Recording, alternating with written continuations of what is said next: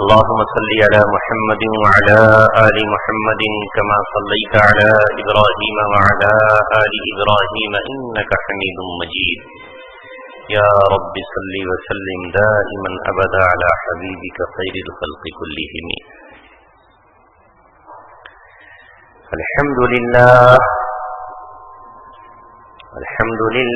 نحمده ونستعينه ونستغفره ونؤمن به ونتوكل عليه ونعوذ بالله من شرور أنفسنا ومن سيئات أعمالنا. من يهده الله فلا مضل له ومن يضلله فلا هادي له. ونشهد أن لا إله إلا الله وحده لا شريك له. ونشهد أن سيدنا محمدا عبده ورسوله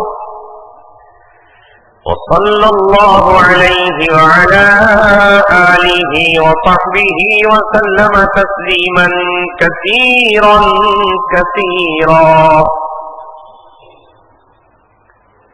أما بعد، قال الله تبارك وتعالى في كتابه الكريم: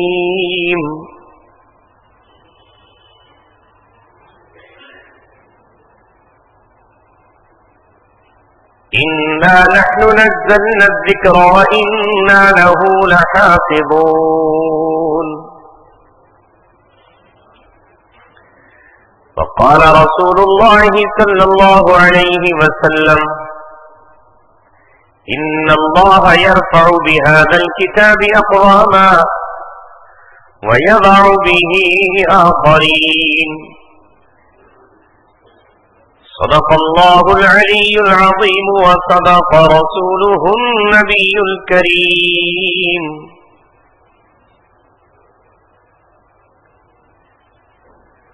رلاؤں تو بغاوت ہے، ہنساؤں تو بغاوت ہے، سمجھ میں کچھ نہیں آتا کہ چھیڑوں داستاں کیسے.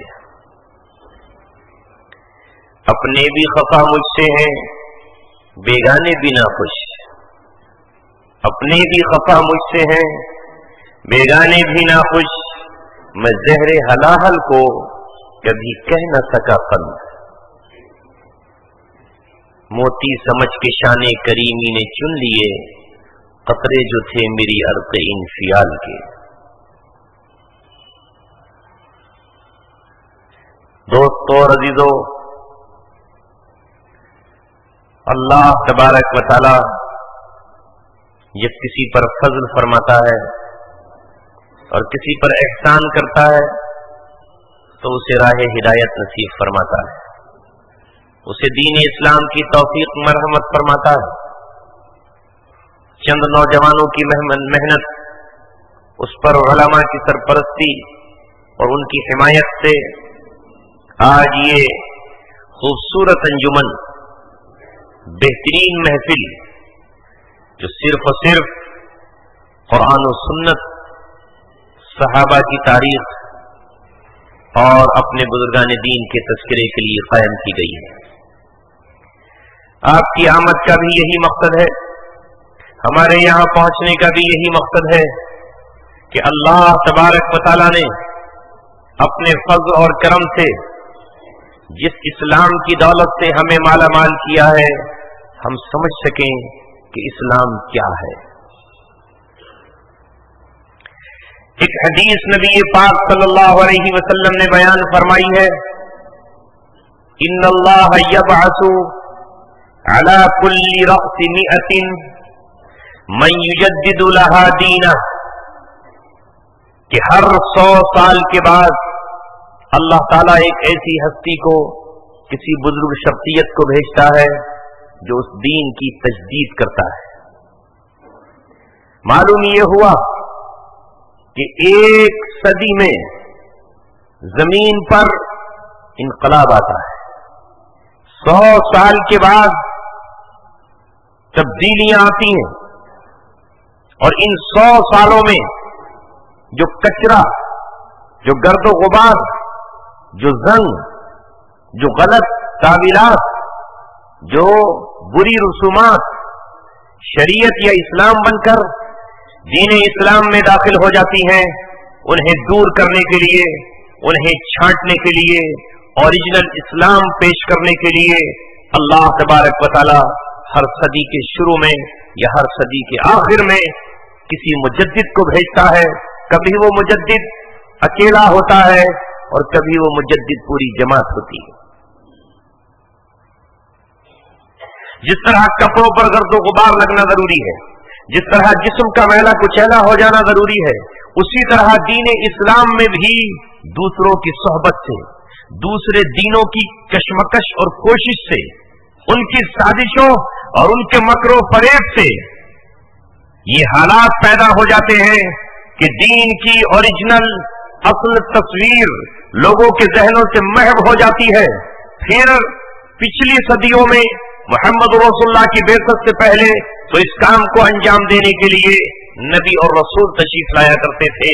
اب دروازہ نبوت بند، اب رسالت کا تاج رسول اللہ پر پہنا کر رسالت کا باب اور دروازہ بند. اب تو امت میں سے اللہ تبارک و تعالی مجددین کو تیار فرمائے گا. مجدد آتے رہیں گے، اہل علم آتے رہیں گے، گرد و غبار کو چھانٹتے رہیں گے اور اسلام کا روشن چہرہ، اسلام کی اصل تعلیمات امت مسلمہ کے سامنے پیش کرتے رہیں گے. مجھے آپ سے اتنے خوبصورت مجمع میں کچھ اصولی باتیں کرنی ہیں جنہیں آپ حضرات سمجھنے کی کوشش کریں. ذہن کو خالی رکھ کر، اپنے فرقے اپنی جماعت سے اوپر اٹھ کر، اپنی گروہ اور اپنے خاندان سے بلند ہو کر ان باتوں کو سمجھنے کی کوشش کریں. ہوتا کیا ہے زمین پر؟ کیونکہ ابلیس یہ کوشش کرتا ہے کہ کسی نہ کسی طرح سے وہ اللہ تبارک و تعالیٰ کی لائی ہوئی شریعت مطہرہ، شریعت بیضا، ملت حنیفیہ میں کچھ نہ کچھ انٹرفیئر کر دے، مداخلت کر دے. جب اللہ تبارک و تعالیٰ کا میسج ہی بدل جائے، جب اللہ تبارک و تعالیٰ کا پیغام ہی بدل جائے، جب اللہ تبارک و تعالیٰ کا بھیجا ہوا حکم ہی تبدیل کر دیا جائے تو پھر اللہ کی رضا تو حاصل نہیں ہو سکتی. ایسی سازشیں کرنے والی زمین پر کون قوم ہے؟ کیا ہمیں اس کا معلوم نہیں ہونا چاہیے؟ کیا ہمیں اس کا پتہ نہیں ہونا چاہیے؟ ہمارے خلاف کون سازشیں کرتا ہے، کرتا رہا ہے، اور ماضی قریب میں، ماضی بعید میں اور آنے والے مستقبل فیوچر میں وہ کرتا رہے گا، وہ کون قوم ہے؟ اس کو اللہ نے بیان کر دیا. یہ قرآن جو 540 رکوع میں آپ کے ہاتھ میں موجود ہے، یہ قرآن جس کے 30 پارے آپ کے گھر میں رکھے ہوئے ہیں، یہ قرآن جو آپ کے بچوں کے سینوں میں اور آپ کے علماء کے دماغوں میں بیٹھا ہوا ہے، سب کچھ اللہ تبارک و تعالیٰ نے اس میں بیان کر دیا ہے. لیکن ہائے کاش ہم اسے پڑھ کر تو دیکھیں. وہ سازشیں کرنے والی قوم جو اعلیٰ سازشی دماغ رکھتی ہے وہ یہودی ہے. انگلش میں ان کو جیوز کہا جاتا ہے. ان کا اس وقت ایک ملک ہے جس کو اسرائیل کہا جاتا ہے. ویسے تو وہ دنیا کے مختلف خطوں میں ہے. یہ وہ قوم ہے جو اپنے آپ کو یعقوب علیہ السلام کے بیٹے یہودا کی اولاد کہتے ہیں اور اپنے آپ کو بنی اسرائیل کہتے ہیں. یہی وہ قوم ہے جس نے دین کی شکل تبدیل کر کے، دین اسلام کا نام ختم کر کے اپنے آپ کو مسلمان کہنا پسند نہیں فرمایا، نہیں کیا. اپنے آپ کو مسلمان کہنے کو عار سمجھا، بلکہ اپنے آپ کو انہوں نے یہودی کہا.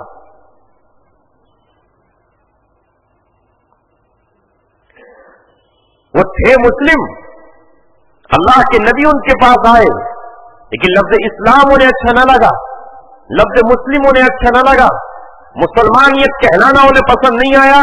انہوں نے اپنے پورے دین کی بنیاد خاندان پر اور اپنے قوم پر رکھ دی. جو یہودا خاندان سے ہے وہ اعلیٰ ہے، وہ افضل ہے، وہ برتر ہے، وہ ماتو ہے،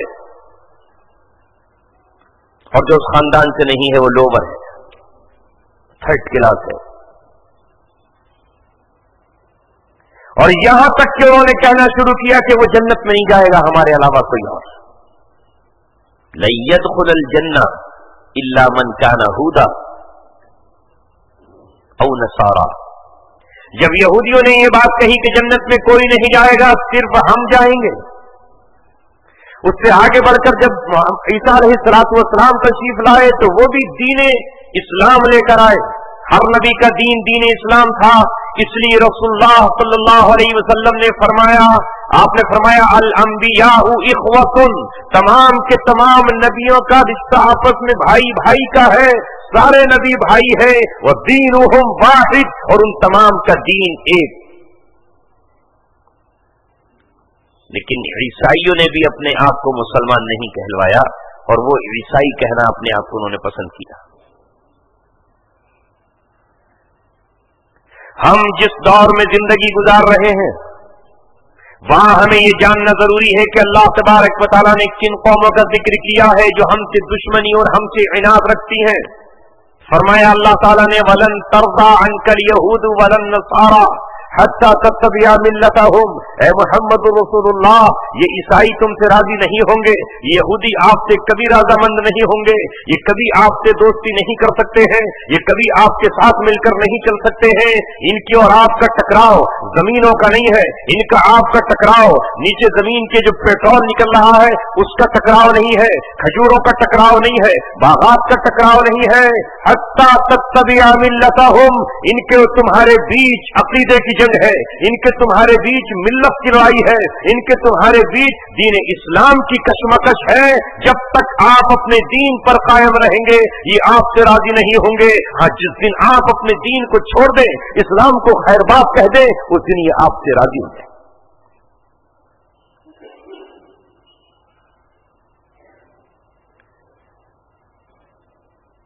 میرے عزیزوں اور ساتھیوں اور دوستوں، میں ایک اشارہ تاریخ کا آپ کو دوں کہ کس طرح دین عیسائی کو، یعنی دین اسلام کو، یہودیوں نے تبدیل کیا. آج جو دنیا میں عیسائی ہیں وہ حضرت عیسیٰ علیہ الصلوۃ والسلام کے باغی ہیں، وہ اللہ تبارک و تعالیٰ کے دشمن ہیں. لیکن یہ پورا دین سمیٹ کر بنا کر کس نے دیا؟ آپ پڑھ سکتے ہیں تاریخ پڑھے لکھے حضرات. عیسیٰ علیہ الصلوۃ والسلام کے آسمان پر اٹھائے جانے کے 70 سال تک یہ تصور نہیں تھا کہ دنیا میں کوئی یہ سمجھے کہ عیسیٰ علیہ السلام اللہ کے بیٹے. انہیں اللہ تبارک و تعالیٰ کا نبی، اللہ تبارک و تعالیٰ کا بندہ ہی قرار دیا گیا. چونکہ عیسیٰ علیہ الصلوۃ والسلام کا ٹکراؤ ان کی اپنی قوم سے ہوا، یہودیوں سے، بنی اسرائیل سے ہوا. کیونکہ وہ بنی اسرائیل اللہ تبارک و تعالیٰ کی پہلی کتابوں کو بدل چکے تھے. تورات انہوں نے بدل دی تھی، انہوں نے زبور تبدیل کر دی تھی، اور اپنی خواہشات پر مبنی ایک نئی اور جعلی اور فردی شریعت گھڑ کر اس پہ عمل کر رہے تھے جس میں سود حلال تھا. اب اللہ تبارک و تعالیٰ نے ان کی اصلاح کے لیے، انہیں یہ بتانے کے لیے کہ تورات میں یہ نہیں لکھا ہے جس پہ تم عمل کر رہے ہو، تورات میں تو یہ لکھا ہے. موسیٰ علیہ السلام کی تعلیمات یہ ہے، جب وہ پیغام لے کر عیسیٰ علیہ السلام ہوئے زمین پر مبعوث ہوئے تو یہودیوں نے ان کے خلاف مورچہ کھول دیا. اور کیسا مورچہ؟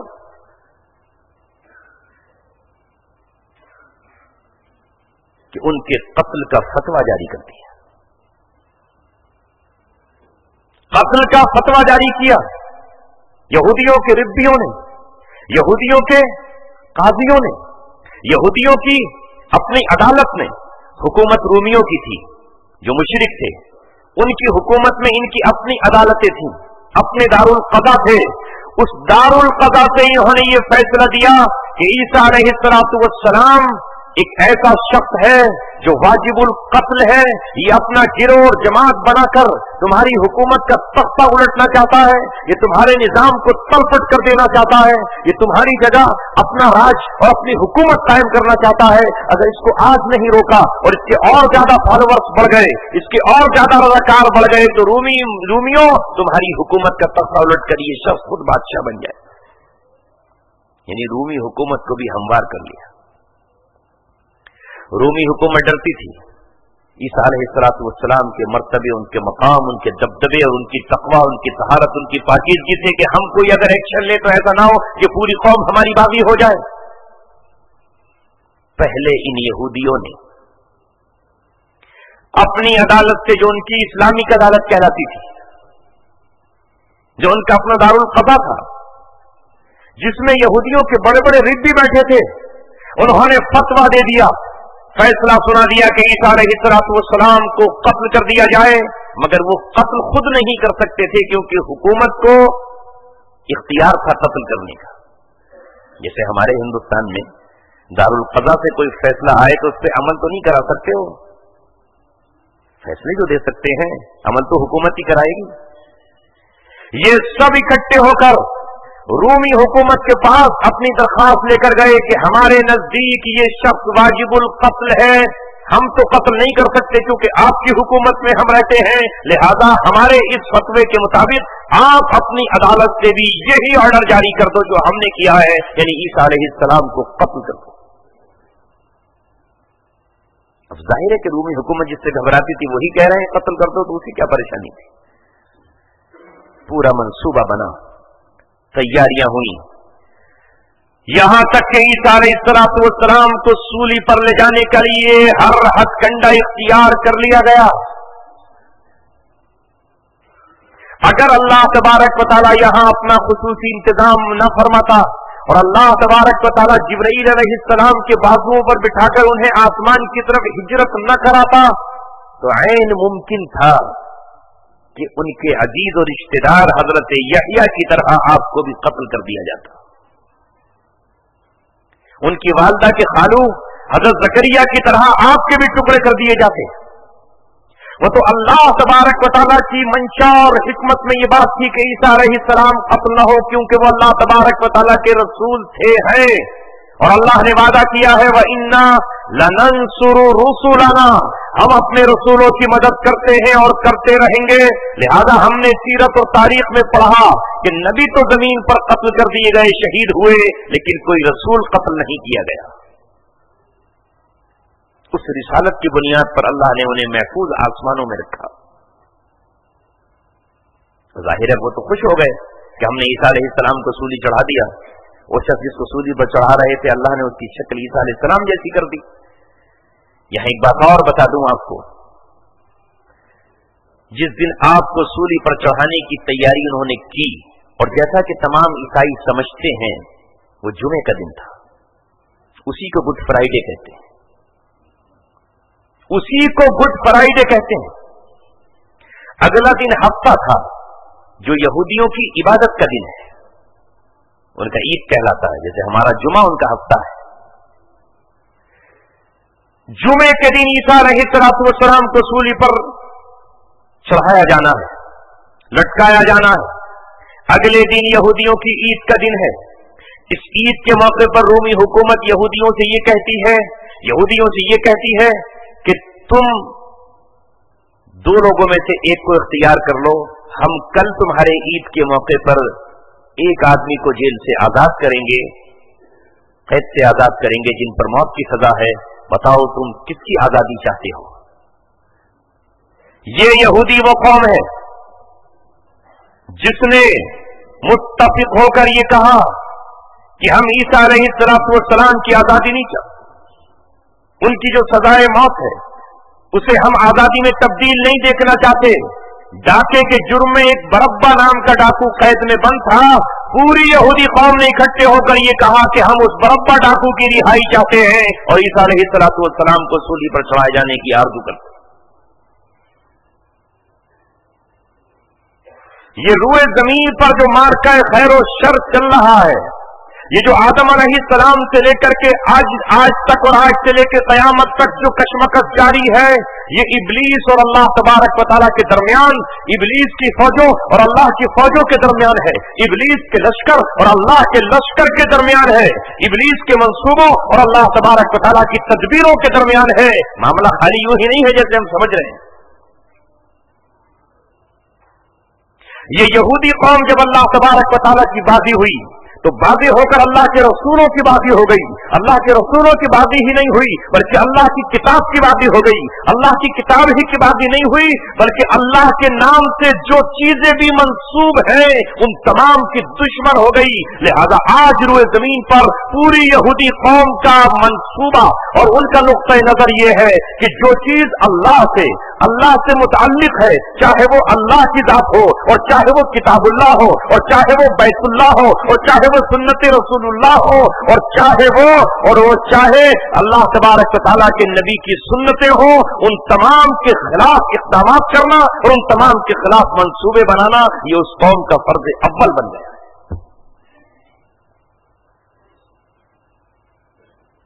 یہاں تک کہ جبرائیل علیہ السلام کی بھی دشمن،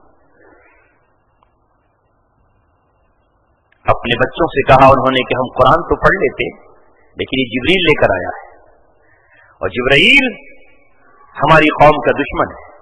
وہ عذاب لے کر آیا قوم لوط پر، وہ عذاب لے کر آیا قوم سمود پر، وہ عذاب لے کر آیا ان مچھلی پکڑنے والوں پر۔ لہذا ہم نہیں مانیں گے قرآن کو اس لیے کہ جبرائیل لے کر آیا ہے تو اللہ سے دشمنی، اللہ کے ملائکہ سے دشمنی، اللہ کے رسولوں سے دشمنی، رسول کے ماننے والوں سے دشمنی، اللہ کی کتاب سے دشمنی۔ نتیجہ یہ ہوا کہ عیسیٰ علیہ السلام کے بعد جب عیسیٰ علیہ السلام کے ماننے والے رہ گئے اصل اسلام پر، اصل دین پر، دین حق پر، تو یہودیوں نے ان کا قتل عام شروع کر دیا۔ مقابلہ شروع ہوا لیکن ان میں ایک سینٹ پال نام کا یہودی تھا، اس نے کہا کہ آخر کب تک لڑتے رہو گے، لڑائی میں ہمارے لوگ بھی مارے جاتے ہیں اور ان کے دین کو اور غلبہ حاصل ہو رہا ہے، میں ان کے دین ہی کو بدل دیتا ہوں، مقصد تو ہمارا جہنم میں لے جانا ہے، مقصد تو ہمارا شیطان کے ایجنڈے کو پورا کرنا ہے، لاؤ میں ایک نئی تاریخ رقم کرتا ہوں کہ پوری عیسائی قوم کو مشرک بنا دیتا۔ وہ اپنے اس گھوڑے پر سوار ہو کر گیا جس گھوڑے پہ بیٹھ کے وہ عیسائیوں سے، اس وقت کے مسلمانوں سے جنگ کرتا تھا، اور اس نے ایک ڈرامہ کھیلا اور کہا کہ مجھے عیسیٰ علیہ السلام کی بشارت ہوئی ہے، انہوں نے کہا ہے کہ تو عیسائی ہو جا، تیرے گناہوں کا کفارہ ہو جائے گا، تیری توبہ قبول ہو جائے گی، میں مسلمان ہوتا ہوں یعنی عیسائی ہو جاتا ہوں۔ عیسائی تو خوش ہو گئے کہ کل تک ہمیں قتل کرنے والا آج دین قبول کرنے کے لیے آ رہا ہے، انہیں یہ کیا معلوم تھا کہ یہ منصوبے کے تحت آ رہا ہے، ہم سے ہماری توحید چھیننے آ رہا ہے، ہم سے ہماری رسالت ختم کرانے آ رہا ہے، ہم سے آخرت چھین لینے کے لیے آ رہا ہے۔ لہذا اس نے اسلام قبول کرنے کی بات کی، اس کو عیسائیوں نے بپتسمہ دیا، اس کے بعد کچھ دنوں کے بعد جب اس پر اعتماد ہو گیا تو اس نے کہا کہ میرے سینے میں جو علوم ہے، میرے پاس جو علم ہے وہ میں منتقل کرنا چاہتا ہوں، مجھے انتہائی چالاک اور عقل مند 3 شاگرد دے دو، میں ان کو اپنا علم پڑھاؤں گا۔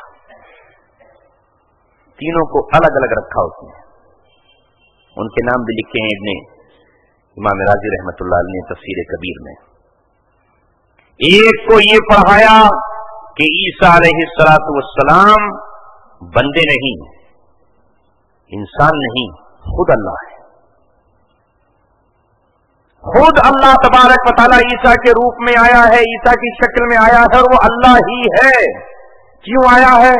اس لیے کہ اللہ تبارک و تعالیٰ رحمت للعالمین ہے، وہ کسی کو سزا نہیں دینا چاہتا، اس کی رحمت یہ چاہتی ہے کہ میں سزا نہ دوں، لیکن جو گناہگار تھے انہیں سزا دینی بھی ضروری تھی، تو اللہ نے خود عیسیٰ کی شکل اختیار کی اور اپنے ہی ارادے سے سولی پہ چڑھ گیا تاکہ پوری انسانیت کی طرف سے جو گناہ ہو اس کا کفارہ سولی پہ چڑھ کے اللہ ہی ادا کر دے۔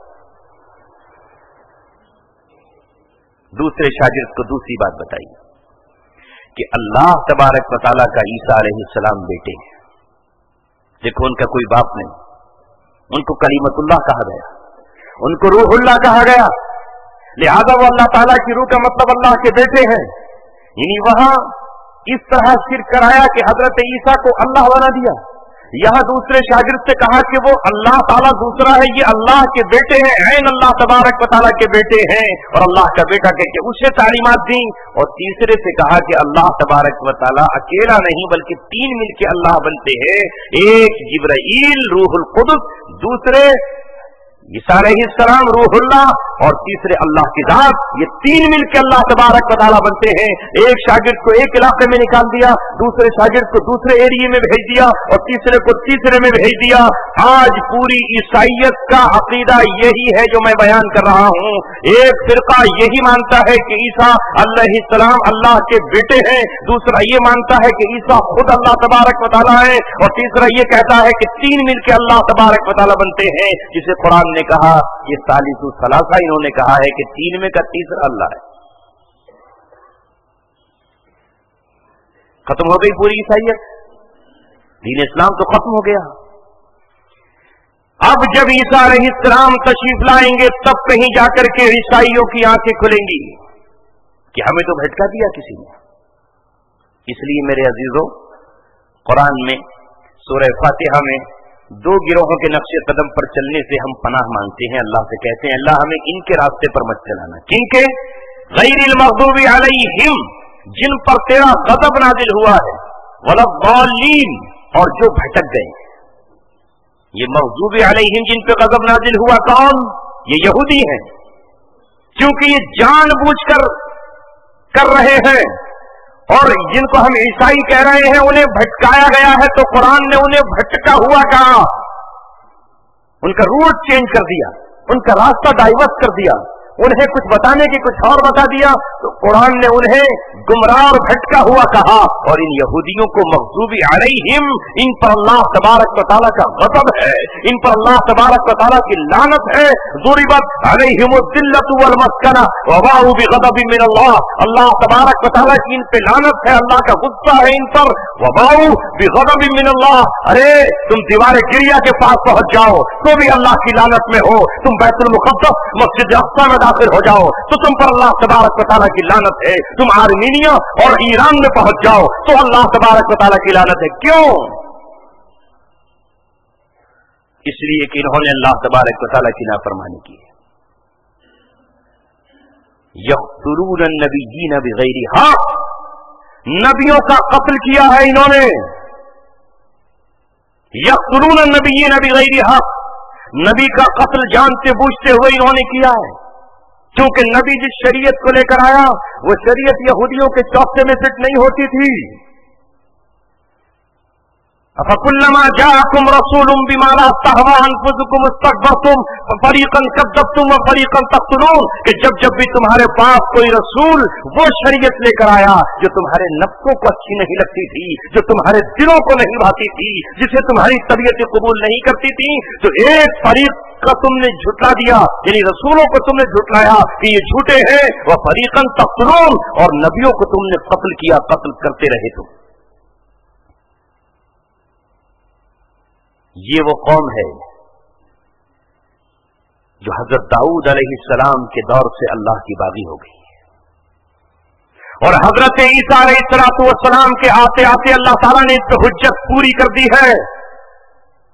लुइनल लज़ीना कफरू मिन बनी इसराईल अला लिसानी दाऊद व ईसा इब्न मरियम, इन पर लानत की शुरुआत हुई हजरत दाऊद अलैहिस्सलाम के दौर में और इंतहा हो गई कौम बनी इसराइल के आखिरी पैगंबर हजरत ईसा अलैहिस्सलाम के जमाने में। मोहलत मिली इन्हें मोहम्मद रसूलुल्लाह सल्लल्लाहु अलैहि वसल्लम की आमद पर कि अब भी तौबा कर लो, अब भी दीन इस्लाम कबूल कर लो, अब भी शरीयत मुतहरा पर आ जाओ। लेकिन सिवाय 65 या 66 और 67 आदमियों के अलावा पूरी यहूदी कौम ने दीन इस्लाम की मुखालफत की। 7 मरतबा मोहम्मद रसूलुल्लाह सल्लल्लाहु अलैहि वसल्लम को कत्ल करने की कोशिश की और बिल आखिर खैबर की फतह के मौके पर यहूदियों ने आपकी दावत की और गोश्त के टुकड़े में ऐसा जहर मिलाया कि जो जबान पे रखते ही रसूलुल्लाह के पूरे जिस्म में उतर गया, और एक सहाबी ने उस बोटी को अपने हलक से नीचे उतारा तो उनके पूरे जिस्म में जहर ने पहुंचकर खलबली मचा दी और वो तड़प तड़प करके मर गए, शहीद हो गए। उस कौम का पहला टकराव اپنے دور کے انبیاء سے ہوتا رہا. سلیمان علیہ السلام کے دور میں انہوں نے نہیں مانی بات سلیمان علیہ السلام کی. قرآن کہتا ہے وَاتَّبَعُوا مَا تَتْلُو الشَّيَاطِينُ عَلَىٰ مُلْكِ سُلَيْمَانَ. سلیمان علیہ السلام کے دور میں اس قوم نے شیطان کے بنائے ہوئے علم کی اتباع کی. شیطان نے جو جادو تیار کیا، شیطان نے جو اس دور کا نیا علم تیار کیا جو نبوت کے مقابلے پر تھا، جو اللہ کی تعلیمات کے مقابلے پر تھا، اس کی اتباع کی اور سلیمان علیہ السلام کو چھوڑ دیا. آپ اندازہ لگائیں اس قوم کی بدبختی کا کہ داؤد علیہ السلام سے لے کر کے عیسیٰ علیہ السلام تک ہر نبی نے ان پر لعنت کی. آج اسی قوم کا ٹکراؤ تقریباً 14.5 سال سے مسلم امت سے ہے، کیونکہ ہر قوم ان کے سامنے سرنڈر ہو گئی. ہر ایک نے ان کے بنائے ہوئے نظم اور نظام کو مان لیا، ہر ایک نے ان کی چوکھٹ پہ سجدہ کر دیا. دنیا میں کوئی قوم نہیں جو یہودیوں کا مقابلہ کر سکے. اگر ان کا ٹکراؤ کسی امت سے ہے، ان کا ٹکراؤ کسی فرقے سے ہے، اگر کوئی ان کے نظام کو چیلنج دے رہا ہے تو وہ محمد رسول اللہ کا نظام ہے، وہ قرآن مقدس کی احکامات ہیں، وہ رسول اللہ صلی اللہ علیہ وسلم کی امت ہے. 1450 سال ہم سے ٹکراتے ہوئے اس قوم کے ہو گئے، یہاں تک کہ آج ہم 2014 میں داخل ہو چکے ہیں. عیسائیت کو تو ختم کر دیا انہوں نے، ان کی توحید تو چھین لی، انہیں تو شرک میں مبتلا کر دیا، ان کو تو گناہوں کی پرمیشن دے دی انہوں نے کہ اللہ تبارک و تعالیٰ خود سولی پر چڑھ گیا ہے، لہذا شراب پیو اب کوئی گناہ نہیں ہے، زنا کرو اب کوئی گناہ نہیں ہے، قتل عام کرو اب کوئی گناہ نہیں ہے، اس لیے کہ اللہ تعالیٰ نے سب کے گناہوں کا کفارہ اپنی ذات کو شہید کر دیا، دے دیا لائسنس، گناہوں کی پرمیشن دے دی. عیسائی قوم تو بھٹک رہی ہے بیچاری. اس لیے قرآن کریم نے کہا کہ جب حضرت عیسیٰ علیہ السلام آئیں گے، جیسا کہ ان کا آنا طے ہے، وَإِن مِّنْ أَهْلِ الْكِتَابِ إِلَّا لَيُؤْمِنَنَّ بِهِ قَبْلَ مَوْتِهِ. عیسیٰ علیہ السلام کی موت سے پہلے تمام عیسائی ان پر ایمان لے آئیں گے. تو سمجھ جائیں گے کہ عیسیٰ علیہ السلام تو آ گئے، وہ بھٹکے ہوئے ہیں. بھٹکے ہوئے کو بتا دو کہ راستہ صحیح ہے تو آ جائے گا، لیکن یہودی نہیں آئیں گے. یہودیوں کا عیسیٰ علیہ السلام سے ٹکراؤ ہی ہوگا. وہ اسی لڑائی کی تیاری میں لگے ہوئے ہیں. آج میں آپ کے شہر میں اگر یہ بات کروں تو شاید بہت سے لوگوں کی سمجھ میں نہیں آئے، اس لیے کہ نئی بات ہوگی. ان کی تیاریاں صرف ہم سے ٹکرانے کی نہیں ہیں، ان کی تیاریاں ملائکہ سے ٹکرانے کی ہیں، ان کی تیاریاں جبرائیل سے ٹکرانے کی ہیں، ان کی تیاریاں اللہ تبارک و تعالیٰ کے مقابلے کی ہیں. آؤ میں رسول اللہ کی حدیث کا حوالہ دیتا ہوں کہ جب دجال آئے گا جو کہ یہودی ہوگا، جس کی پشت پر یہودی کھڑے ہوئے ہوں گے، ایران کے 70,000 یہودی نکل کر دجال کا استقبال کریں گے. رسول اللہ نے فرمایا ہے ان کے کاندھے پر ہری چادریں ہوں گی، وہ ہری چادریں اوڑھے ہوئے ہوں گے. ایران کے تمام یہودیوں نے آج وہ چادریں تیار کر رکھی ہے اور استقبال دجال کے لیے منتظر بیٹھے ہیں. اصفہان کے یہودی ہوں گے. وہ عجیب و غریب معاملہ ہے. ایران وہ شہر ہے جہاں یہودی اس دور میں بھی اسرائیل نہیں گئے جب ان کو بتایا جا رہا تھا. سن 1948 میں 14 مئی 1948 کو اسرائیل کا قیام ہوا، جو برطانیہ نے جبرن وہاں ان کو رکھا اور یہ کہا کہ ان یہودیوں کا بھی ملک ہونا چاہیے. انہوں نے عیسائیوں سے دوستیاں تھیں. وہ جو جنگ ہوئی پہلی جنگ عظیم 1914 میں شروع ہوئی اور 1918 تک چلی. اس پوری جنگ کا خرچہ کس نے اٹھایا؟ یہ جنگ، اس میں نشانہ کون تھا؟ نشانہ فرانس نہیں تھا، نشانہ جرمنی نہیں تھا، نشانہ تھا مسلمانوں کا وہ گروہ جو خلافت کے نام سے پوری دنیا میں حکمرانی کر رہا تھا. وہ خلافت عثمانیہ جس کی فوجوں نے یورپ سے رون ڈالا تھا، وہی خلافت عثمانیہ کے سپوت و شیر جنہوں نے قسطنطنیہ کو فتح کیا تھا، جن کو اللہ تبارک و تعالیٰ نے اس شام کے شہر دابق میں جب فتح نصیب فرمائی تھی تو بیت المقدس بھی ان کے ہاتھوں میں دے دیا تھا، جنہوں نے خانہ کعبہ کی وہ تعمیر بھی کی تھی جو پچھلے سال سعودی حکومت نے توڑی ہے. اتنی چھتریاں حرم محترم کے गोल जो छतरियों के दायरे में था वो तोड़ दी पूरी इमारत। वो जो मस्जिद नबी पुरानी है वो इन्हीं उस्मानियों की बनी हुई है। ये खिलाफत उस्मानिया वो थी जिसका दुनिया में सिक्का और डंका बज रहा था, जिनके बेड़े समंदर में पड़े हुए थे, जो यूरोप के सीनों पर पैर रखकर कलमा हक ला इलाहा इल्लल्लाह गुनगुना रहे थे। क्या मजाल थी खिलाफत उस्मानिया के दौर में कि किसी ईसाई का बेड़ा अरब सागर में दाखिल हो जाए। कौन कौन दाखिल हो सकता था? जिस पर आज जजीरा अरब में अल्लाह के दुश्मन और बागियों को दाखिल होने की रहने की इजाजत नहीं है, उसी तरह अरब के समंदर और गर्म पानी में भी उनके बेड़ों को जाने की इजाजत नहीं थी। लेकिन निशाना यहूदियों का खिलाफत उस्मानिया थी कि खिलाफत उस्मानिया को अगर हमने नहीं तोड़ा तो हमारी हुक्मरानी दुनिया में कायम नहीं हो सकती है। उन्होंने खिलाफत को तोड़ने के लिए ये जंग लड़ी। इस जंग का पूरा खर्चा 2 फैमिली और 2 खानदान ने उठाया। तो कौन है? एक खानदान का नाम है रॉथशील्ड और दूसरी फैमिली का नाम है रॉकफेलर। पढ़े लिखे हजरात गौर कर लेना, देख लेना। रॉथशील्ड, रॉकफेलर, ये दोनों ही यहूदी हैं। पूरी जंग अजीम का खर्च इन्होंने उठाया। ये शैतान की पूजा और परस्तिश करते हैं, जैसे हम अल्लाह तबारक व तआला को मानते हैं, बल्कि दुनिया की दूसरी कौमें भी कम से कम शैतान का मानने का दावा नहीं करती। ये कौम वो है, ये दोनों घराने वो हैं जिनकी लड़कियां और जिनकी औरतें माहिरीन जादूगर हैं, जो जादू के जोर पर वो ये कहते हैं कि हमने 4 मार्च 1924 को जो खिलाफत उस्मानिया तोड़ी है उसमें हमने जादू का इस्तेमाल किया और अपने जादू के जरिए से हमने ऐसा किया है। एक तरफ जादू की ताकतें और दूसरी तरफ उस पूरी जंग का खर्चा उन्होंने ओढ़ा। लेकिन शर्त ये रखी थी कि जब खिलाफत उस्मानिया टूट जाएगी तो ऐ बरतानिया, ऐ ईसाइयों, तुम हमारी कौम को बैतुल मुकद्दस में, अर्द मुकद्दस में रहने के लिए जगह दोगे। चूंकि उससे पहले एक वाकया पेश आया था, बताता चलूं तारीख की तरफ। हजरत मौलाना फरमा रहे थे कि कुछ रोशनी डाल दीजिएगा, चूंकि हमारी कौम तारीख से बिल्कुल नावाकिफ है। जिस कौम को अपनी तारीख पता नहीं वो दुनिया में कैसे जिंदगी गुजारेगी। इसलिए अल्लाह तबारक व तआला ने कुरान में भी मुसलमानों की तारीख बयान की है। ये नूह अलैहिस्सलाम का तज़किरा क्यों हुआ, यहूद अलैहिस्सलाम का जिक्र क्यों हुआ, ये हजरत इस्माइल का तज़किरा क्यों हुआ, रसूल पाक सल्लल्लाहु अलैहि वसल्लम क्यों कहते थे कि मैं 2 ज़बीहों का बेटा हूं, एक ज़बीहुल्लाह इस्माइल है और एक ज़बी हजरत आपके वालिद अब्दुल्लाह है। आप क्यों कहते थे कि मैं बनी इस्माइल से हूं? अरब अपनी तारीख को याद रखते थे। खिलाफत उस्मानिया का दौर है, जंगें चल रही हैं कि यहूदियों का एक डेलीगेशन खलीफा अब्दुल हमीद सानी के पास आया, जो खलीफा थे टर्की के।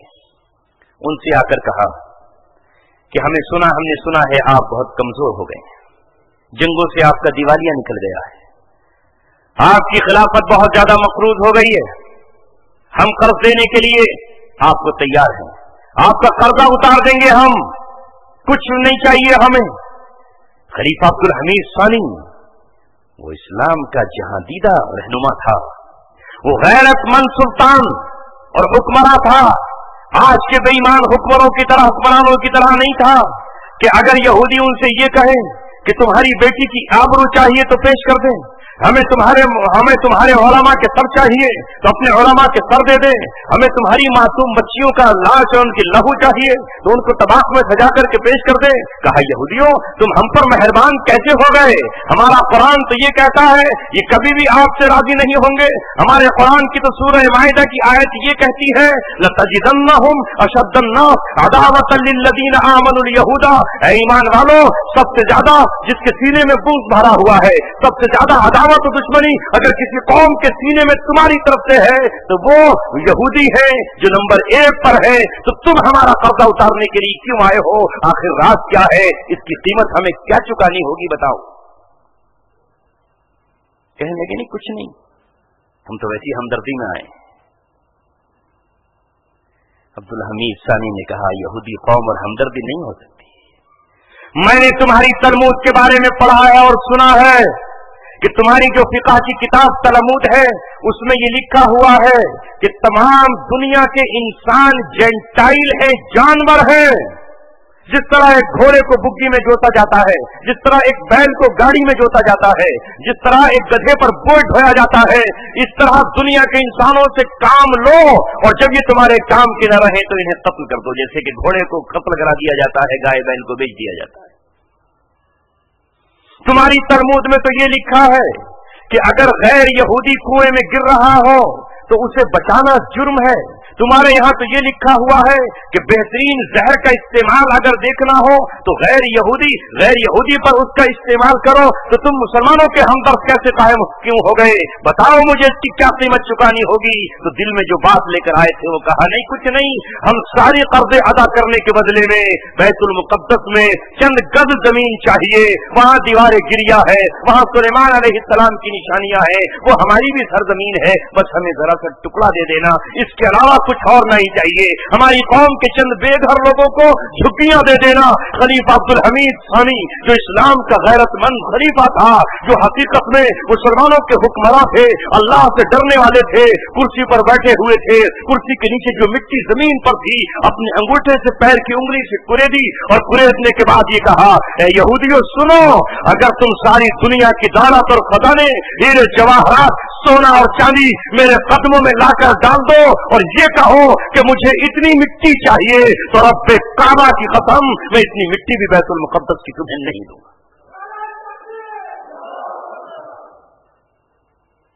لیکن یہودی قوم تیاریاں کرتی رہی، سازشیں کرتی رہی اور بالآخر جنگ عظیم اول چھیڑ دی. نتیجہ یہ ہوا کہ 1918 آتے آتے مسلمانوں کو رسوا کرنے والا، مسلمانوں ہی کا ایک فرزند جسے تاریخ کمال اتا ترک کہتی ہے، ترکوں کا باپ کہلاتا ہے، وہ جسے مصطفیٰ کمال پاشا بھی کہا جاتا ہے، وہ مل گیا انہیں. ظاہر ہے کہ وہ جب تک ہمارا منافق نہ ملتا، جب تک ہماری صفوں میں کا کوئی غدار نہ ملتا، وہ کچھ نہیں کر سکتے تھے. مصطفیٰ کمال پاشا نے یہودیوں سے دوستیاں کی اور خلافت کو ختم کرنے کے لیے اس نے منصوبہ بنایا. یہاں تک کہ ایک دن وہ آیا کہ اس نے ترکی میں عربی اذان پر پابندی عائد کر دی کہ عربی میں اذان نہیں ہوگی، عربی میں نماز نہیں ہوگی. قرآن کے نسخے اس نے چھین لیے.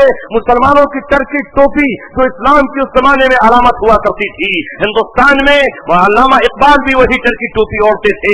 یہاں تک کہ سر سید کے سر پر بھی آپ کو وہی ٹرکی ٹوپی نظر آئے گی. یہاں مولانا محمد علی جوہر کے سر پر بھی وہی ٹرکی ٹوپی آپ کو نظر آئے گی. مولانا ابوالکلام آزاد کے سر پر بھی وہی ٹرکی ٹوپی آپ کو نظر آئے گی، جسے علامہ اقبال نے کہا تھا کہ ہو گئی رسوا زمانے میں کلائے لالا رنگ.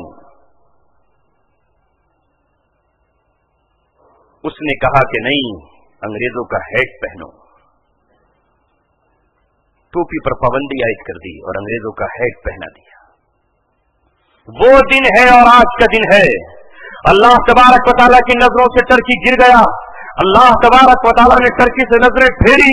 کہاں تو وہ 600 سال تک اسلام کی حکمرانی کرنے والا ٹرکی اللہ تبارک و تعالیٰ کے حکم کا، اللہ کے حکم سے اس کے نظام کو نافذ زمین پر کر رہا تھا، لیکن آج حال یہ ہے کہ وہ ناٹو کا ممبر بنا ہوا ہے.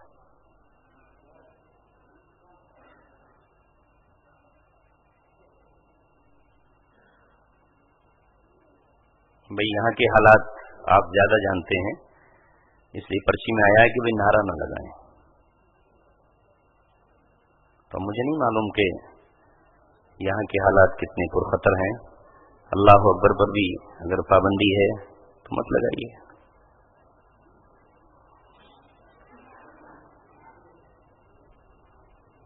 ویسے میں سمجھتا ہوں کہ اللہ اکبر کے نعرے سے شاید کسی کو تکلیف تو ہونا نہیں چاہیے، کیونکہ 5 وقت کی مسجد میں لگتا ہے، 5 وقت لگتا ہے اور شاید ایک بار نہیں بلکہ 6 بار لگتا ہے. کتنی بار؟ شاید آج تک ہندوستان میں کسی نے بھی ابھی تک یہ نہیں کہا ہوگا کہ مسجد میں جو اللہ اکبر کہا جاتا ہے اس سے ہمیں تکلیف ہے، اسے بند کر دو. اور اگر کسی کو تکلیف ہے تو ہم کو یہ بتا دینا چاہتے ہیں کہ اللہ اکبر کے معنی ہم مہان گریٹ، دا گریٹ اکبر کی بات نہیں کرتے. अल्लाह अरबी का लफ्ज है, अकबर के माना है सबसे बड़ा, अकबर मिन कुल्ली शैइन। अरे हम अपनी कौमियत का नारा नहीं लगाते, हम अपने अखाड़े का नारा नहीं लगाते, हम अपने मठ का नारा नहीं लगाते, हम अपने मसलक का नारा नहीं लगाते, हम अपने गिरोह का नारा नहीं लगाते, अपनी जमात का नारा नहीं लगाते। वो जमात अपनी जगह, वो तंजीम अपनी जगह, वो सोसाइटी अपनी जगह, लेकिन किसी भी मसलक और किसी भी फिरके की मस्जिद हो, उस मस्जिद से ये नहीं कहा जाता कि हम अपने गिरोह का नारा लगा रहे हैं, बल्कि मुसलमानों की किसी भी मसलक की मस्जिद हो, मक्का की हो या मदीना की हो, उस पर कानों में उंगलियां देकर पहले 4 मरतबा कहते हैं अल्लाह अकबर, अल्लाह सबसे बड़ा है। सुबह को फजर की नमाज में सूरज निकलने से पहले शहर के वक्त ये ऐलान होता है कि जिस अल्लाह ने रात को लपेट कर सुबह का सूरज दिखाया है, वो अल्लाह तबारक व तआला सबसे बड़ा है। न चांद बड़ा है जो कि छुप गया है, न सूरज बड़ा है जो कि अभी छुपा हुआ था, बल्कि बड़ा कौन है जिसने सूरज को रात की चादर में छुपा दिया?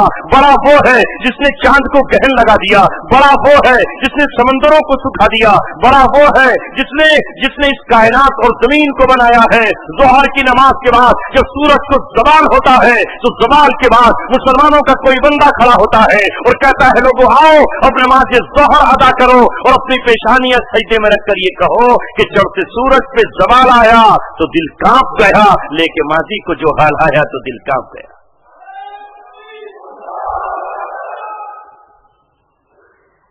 ये अल्लाह की किबरियाई का नारा है। और मैं और बता दूं, शायद गैर मुस्लिम यहां मौजूद हों तो उनको पता ना हो, हमारे यहां जो हम जिस जानवर को हलाल करते हैं, मुर्ग हो या बकरी हो, ये जो हलाल जानवर हैं, वो बगैर अल्लाह अकबर कहे हलाल हो ही नहीं सकते।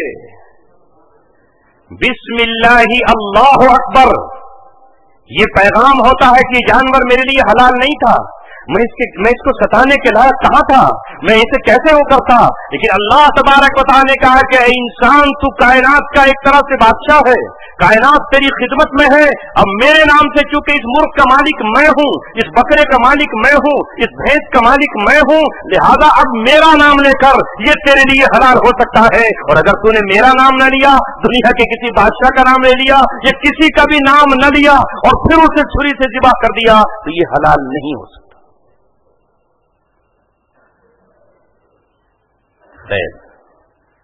महफिल पे रंग आया कुछ। असल में मोमिन की ज़बान पर अल्लाह तबारक व तआला जब उसे कोई खुशी अता करता है तो इसी तरह के कलिमात उसकी ज़बान से जारी होते हैं। क्या कहेगा वो? सुबहान अल्लाह। तो किसी अच्छी इमारत देखी तो आप क्या कहेंगे? सुबहान अल्लाह। बेहतरीन बिल्डिंग देखी तो क्या कहें? माशा अल्लाह। तो अल्लाह तबारक व तआला का नाम आए, और अगर खुदा न खास्ता कोई गम आया, कहीं से एक्सीडेंट की खबर आई, किसी की मौत की खबर आई, तो क्या कहेंगे हम? इन्ना लिल्लाह, अल्लाह तबारक व तआला के लिए है। तो मोमिन की ज़बान पर तो बेहतरीन आपने पानी दिया, और वो हलक से उतर के जब प्यास बुझी तो क्या कहा? अल्हम्दुलिल्लाह। सब है अल्लाह ही के नाम, सब में अल्लाह तबारक व तआला ही का नाम है। खैर, आ जाइए वहीं पर। तारीख में फिर ये हुआ कि वो टर्की जो अल्लाह तबारक व तआला का महबूब था, उसके बाद से लेकर आज तक मैं आपको बताने जा रहा हूं, अल्लाह ताला ने उसे अपने दर से धुतकार दिया। और अल्लाह तबारक व तआला का साफ ऐलान है मुसलमानों, मेरे लिए भी, आपके लिए भी, हमारी नस्लों के लिए भी, या अय्युहल्लज़ीना आमनू मन यर्तद मिनकुम अन दीनिही, ऐ ईमान वालों, अगर तुम अपने दीन से फिर जाओगे, अगर तुम अपने दीन से अलहदगी इख्तियार कर लोगे और दीन की तरफ नहीं आओगे, तो अल्लाह तबारक व तआला न अरबों का मोहताज। जब अरबों ने अल्लाह तबारक व तआला के दीन की कदर न की तो अल्लाह रब्बुल इज्जत ने उस्मानियों को मुंतखब किया। अल्लाह ताला कौमों को उठाता रहता है और जमीन पर गिराता रहता है। इन्नल्लाह यरफउ बिहाज़ल किताबि अक़वामा व यदउ बिही आखरीन। अल्लाह तबारक व तआला इस किताब के जरिए से कौमों को ऊंचा उठाता है और इस किताब के जरिए ही से उन्हें जमीन में धसा देता है, उन्हें जिल्लत से दो चार कर देता है। लिहाजा वो कौमें जो कुरान से जुड़ी रही वो आसमान की बुलंदियों पर पहुंची, और जिन्होंने कुरान को छोड़ा वो जमीन की की पस्तियों में चली गई। हाँ, यही टर्की कौम जिसका दबदबा तमाम दुनिया में था, हिंदुस्तान के तख्त पर बैठने वाला फरमारवा वहां से अपने लिए परवाना लेकर आया करता था। सुल्तान टीपू ने अपनी बादशाहत का परवाना टर्की के खलीफा से मंगाया था। ये अपॉइंट करते थे दुनिया में कि कौन खलीफा रहे, कौन बादशाह रहेगा। खलीफतुल मुस्लिमीन वहां थे। लेकिन आज ये कौम इतनी गई गुजरी हो गई है कि पिछले 2 साल पहले फलोटीला के नाम से इन्होंने अपना एक पानी का जहाज भेजा, जो बैतुल मुकद्दस के गजा के लोगों की मदद के लिए गया था, जो दवाइयां लेकर गया था, जो जख्मों के मरहम लेकर गया था, जो मासूम बच्चों के लिए खिलौने लेकर गया था, जो प्यारी बेटियों के लिए चंद चादरें लेकर गया था। इसराइल के कमांडोज आए और समंदर में इस पर हमला किया और उन कश्ती ले जाने वालों को मार दिया और सारा सामान समंदर में डुबो दिया और इतना ताकतवर टर्की कुछ ना कर सका।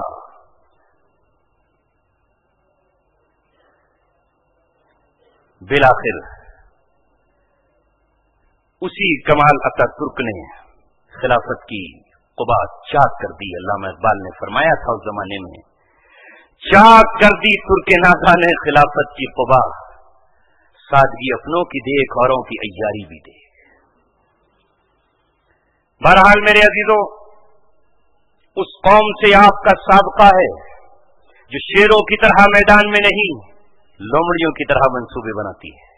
उस कौम से आपका टकराव है जो सिर्फ आपसे जमीनें नहीं छीनना चाहती, बल्कि आपसे आपका ईमान छीनना चाहती है।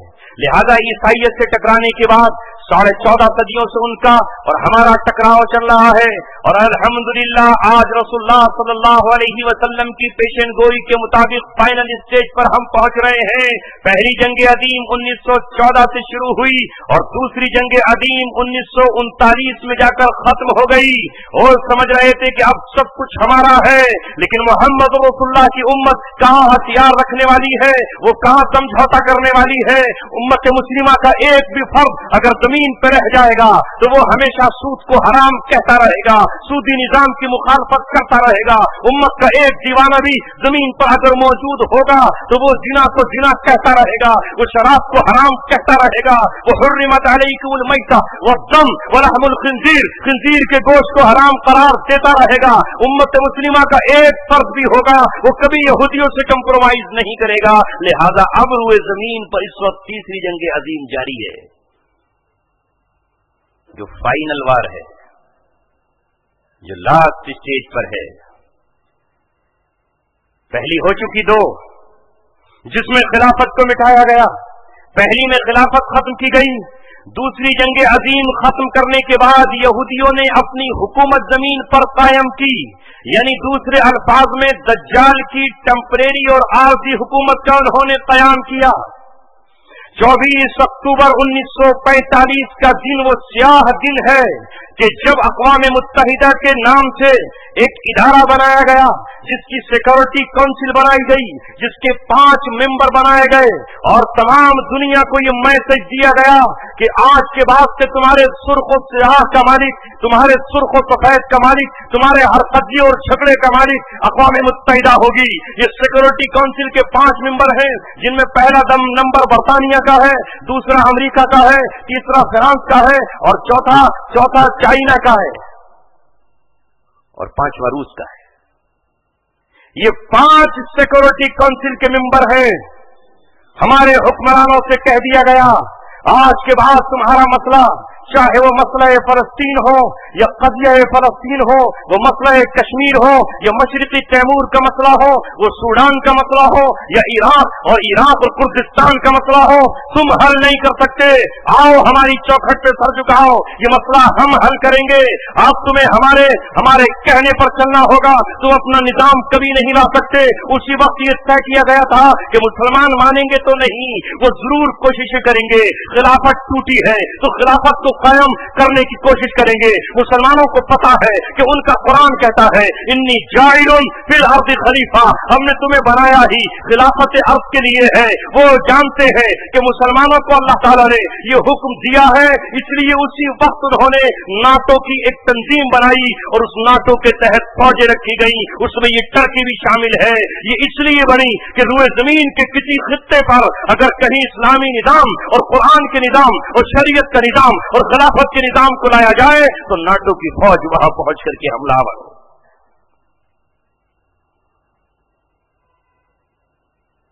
मेरे अजीजों, नौजवान दोस्तों और साथियों, अल्हम्दुलिल्लाह मायूस हो जाने की, घबराने की जरूरत नहीं है। 1924 में खिलाफत टूटी है, अभी 10 साल बाकी हैं 100 साल को। उठ के अब बज़्म जहां का और ही अंदाज है, मशरिक़ व मग़रिब में तेरे दौर का आगाज है।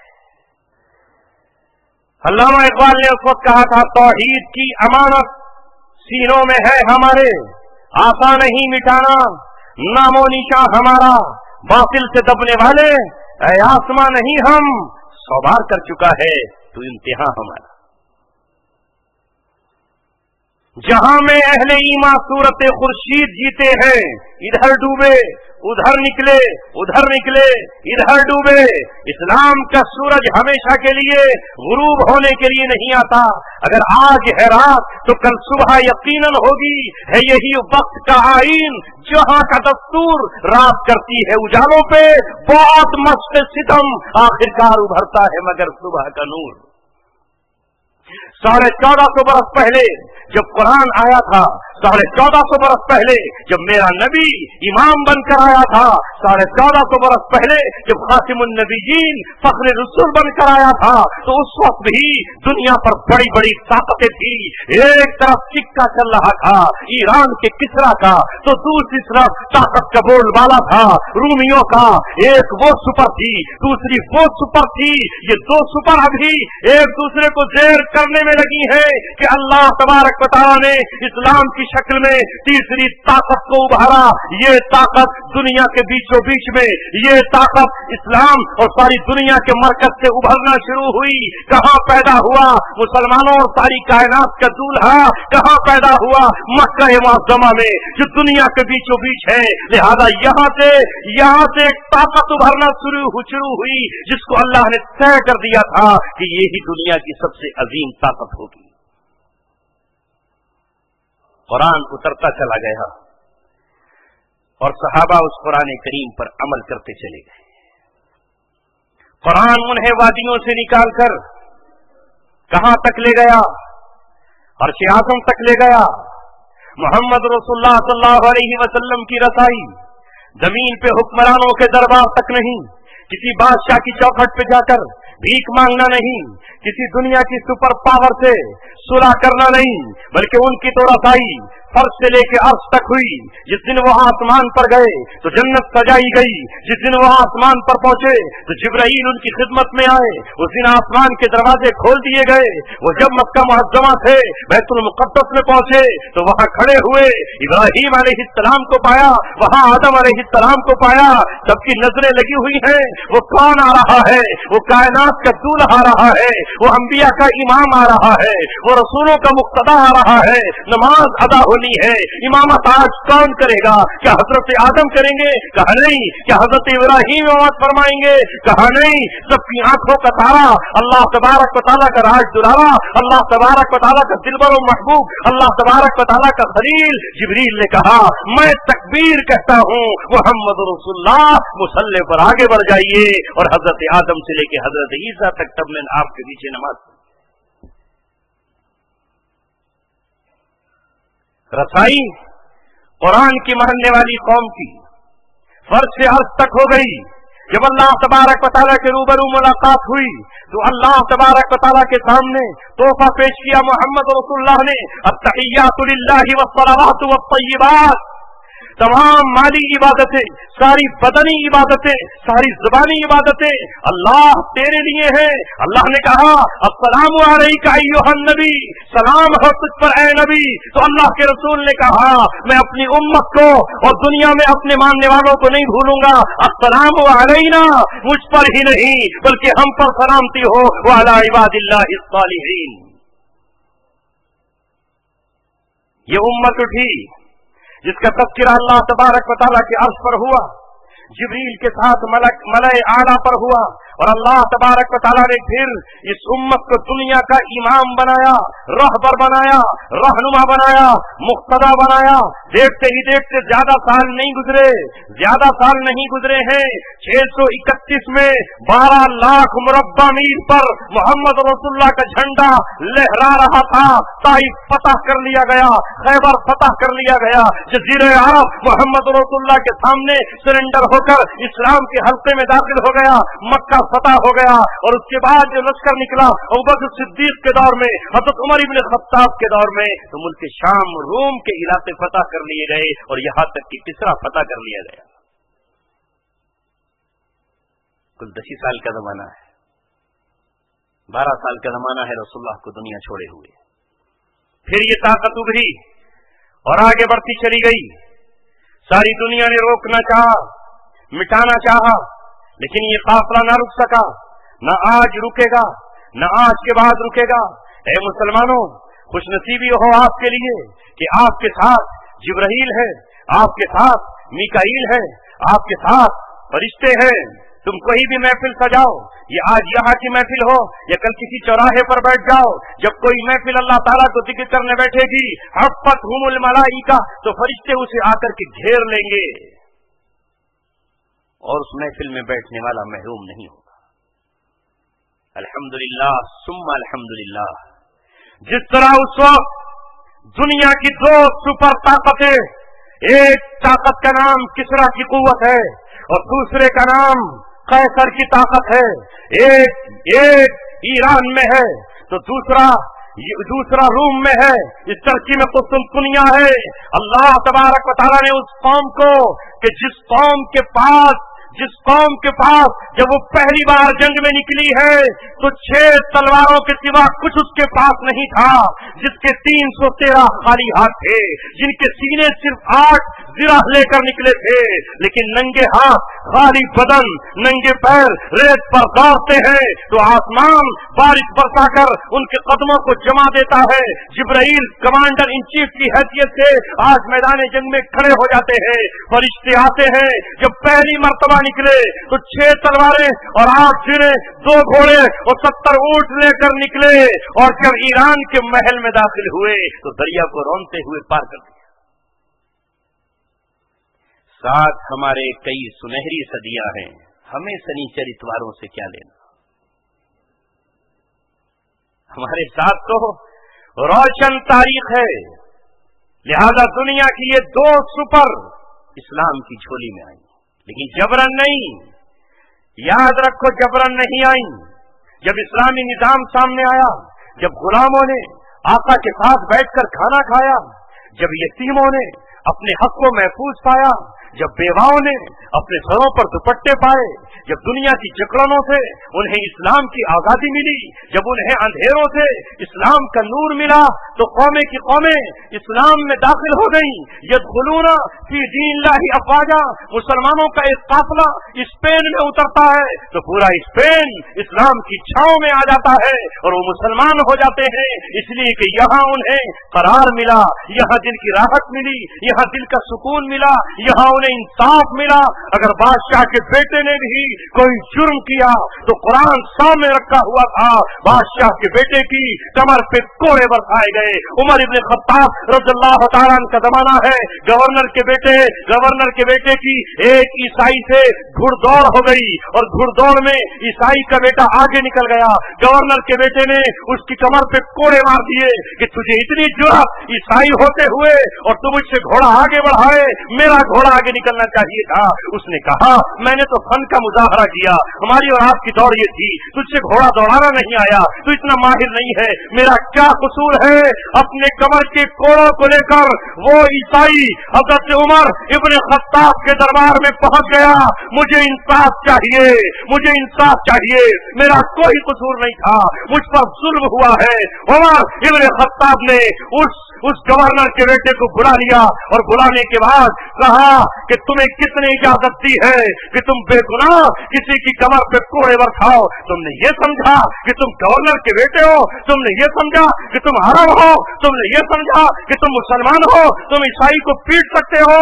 ला अपनी कमर से कुर्ता उठा, इस ईसाई को मैं इंसाफ दिलाऊंगा, इसलिए कि कुरान का कानून है अन्नन नफ्स बिन्नफ्स वल आइन बिल आइन वल अनफ बिल अनफ वल उज़्न बिल उज़्न वल सिन्न बिस सिन्न वल जुरूह क़िसास। नाक के बदले में नाक है तो आंख के बदले में आंख है, तो कान के बदले में कान है, तो दांतों के बदले में दांत है, लिहाजा कोड़े के बदले में तुझे कोड़े लगाए। इंसाफ कायम किया। इस इंसाफ को देखकर वो इस्लाम में ना आते तो आखिर क्यों ना आते। जब देखा उन्होंने कि उनकी बेटियों को इंसाफ मिल रहा है, हाय मुसलमानों, आज हमने अपनी तारीख बढ़ा दी और फरामोश कर दी। कल हमारा ये हाल था, इस हिंदुस्तान के कोने कोने पर मैंने पुकार पुकार कर कहा, बार बार उस वाक़े को याद दिलाया। दोबारा दोहराते हूं तो शर्म आती है कि बाज लोग सुनेंगे कि फिर इसी को दोहरा दिया। मोहम्मद तारिक बिन जियाद एक ईसाई बच्ची की पुकार पर स्पेन और उंदरुस निकल पड़े। सिर्फ एक बच्ची ही के साथ तो जिना हुआ था और वो मुसलमान भी न थी, वो तो ईसाई की बेटी थी। लेकिन उसे नजर आया, उसने अपने बाप से झोली फैलाकर कहा, अपना दामन फैलाकर कहा, मेरे बाप अगर तुम्हारी कोई मदद कर सकता है तो दुनिया में सिर्फ एक कौम है और वो है मुसलमान। न यहूदी मदद को आएंगे, न ईसाई, न कोई और तुम्हारी मदद को आएगा। एक बार मुसलमानों के सरबराह के सामने मेरे आंसू रख के देख लीजिए, मेरी हिचकियां रख के देख लीजिए। बाप तेरे ईसाइयों से मुकाबले के लिए अगर कोई जुर्रत कर सकता है, अगर कोई उठ सकता है तो मुसलमानों के बेटे और उनके शेर हो सकते हैं। ये वो जमाना था कि जब मुसलमान अफ्रीका को फतह कर रहे थे, अफ्रीका की तरफ उनके घोड़े जा रहे थे, वो ईसाई रोता हुआ मूसा बिन नसीर रहमतुल्लाह अलैह के पास आया और आके बेख्तियार रोने लगा। कहा क्यों रोते हो? कहा थक गया हूँ, दौड़ते दौड़ते कदम थक गए, लेकिन बेटी की सूरत जब घर में जाके देखता हूँ तो मुझसे रहा नहीं जाता। मैंने उसे तालीम और तरबियत के लिए एक ईसाई बादशाह के पास भेजा था, उसने मेरी बेटी के आबरू की धज्जियां उड़ा दी, तार तार कर दिया। अब बेटी मेरी ये कहती है, मेरे बाप मुझे मौत नहीं आएगी जब तक मेरा कातिल, जब तक मेरी आबरू का कातिल पकड़ा नहीं जाता, जब तक उसे सजा नहीं दी जाती।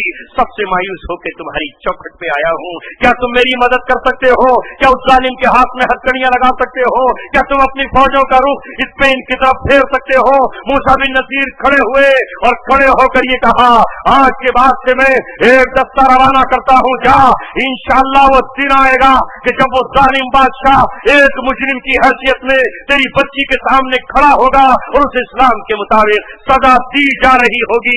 नतीजा ये हुआ कि तारिक बिन जियाद ने कश्तियां संभाली और समंदर में कश्तियां डालकर और पार होते ही कश्तियां चलाकर ये ऐलान किया, अल बहरु खल्फकुम वल अदुव्वु अमामकुम, सामने दुश्मन है और पीछे तुम्हारे समंदर है, वापस जाओ तो समंदर की मौत, सामने जाओ तो इज्जत और सरबलंदी की मौत। जाओ, एक बेटी तुम्हारा इंतजार कर रही है कि मुसलमान उसकी आबरू के लुटेरे को किस दिन हथकड़ियां लगा कर लाते हैं। बताओ क्या फैसला करोगे?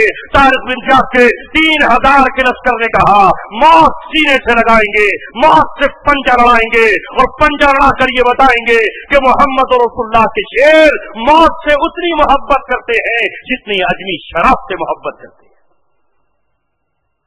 फतह हुई, वो गिरफ्तार हुआ और एक ईसाई बच्ची की रूह को, आत्मा को शांति मिली, सुकून मिला اس لیے کہ دل میں خلیش ہو تو سکون نہیں ملتا. انتقام کے جذبات، اپنی کمزوری کا احساس اس بچی کو مستقل ستا رہا تھا. یہ ہے آپ کی روشن اور سنہری تاریخ مسلمانوں. آپ دنیا میں انصاف کا انقلاب برپا کرنے کے لیے آئے ہو، لہذا ماضی قریب میں بھی پھر اسلام کا ٹکراؤ دنیا کی ایک سپر پاور سے ہوا جسے رشیا کہا جاتا تھا، جو کمیونسٹوں کا بنایا ہوا ایک نظام تھا، جو پورا ایک بلاک تھا جس نے آدھی دنیا کو اپنے قبضے میں لے لیا تھا. وہ شروع ہوا تو اسلامی سلطنتوں کو اور ریاستوں کو کچلتا ہوا آیا. اسے اپنی قوت اور طاقت پر ناز تھا، اسے اپنے بلڈوزروں پر اور اپنی فوج پر ناز تھا. لہذا امت مسلمہ کا جب اس سے ٹکراؤ ہوا، الحمدللہ 1917 میں اس کا عروج ہوا تھا. 1917 سے اس نے اپنے پر نکالے تھے، 1917 سے اس نے اپنے ظالمانہ پنجے اسلامی ریاستوں میں گاڑے تھے، یہاں تک کہ 1979 میں جب وہ افغانستان کی وادی میں داخل ہوا، جب وہ سرزمین افغانستان میں آیا تو وہ کوہ قاف کی پہاڑیاں، وہ افغانستان کا شہر غزنی، وہ کابل و قندھار، وہاں سے اسلام کے شیر اٹھے. وہی صحابہ کی تاریخ دہرانے کے لیے نکلے میدانوں کی طرف، جن کے پاس کچھ نہ تھا، اپنی کلہاڑیاں اور دراتیاں لے کر نکل کھڑے ہوئے، اپنے ہاتھوں میں پتھر لے کر نکل کھڑے ہوئے، اپنے سرسیوں کو لے کر نکل کھڑے ہوئے. 10 سال کا عرصہ نہیں گزرا تھا، 10 سال کا صرف عرصہ گزرا ہے، ایک اشرا گزرا.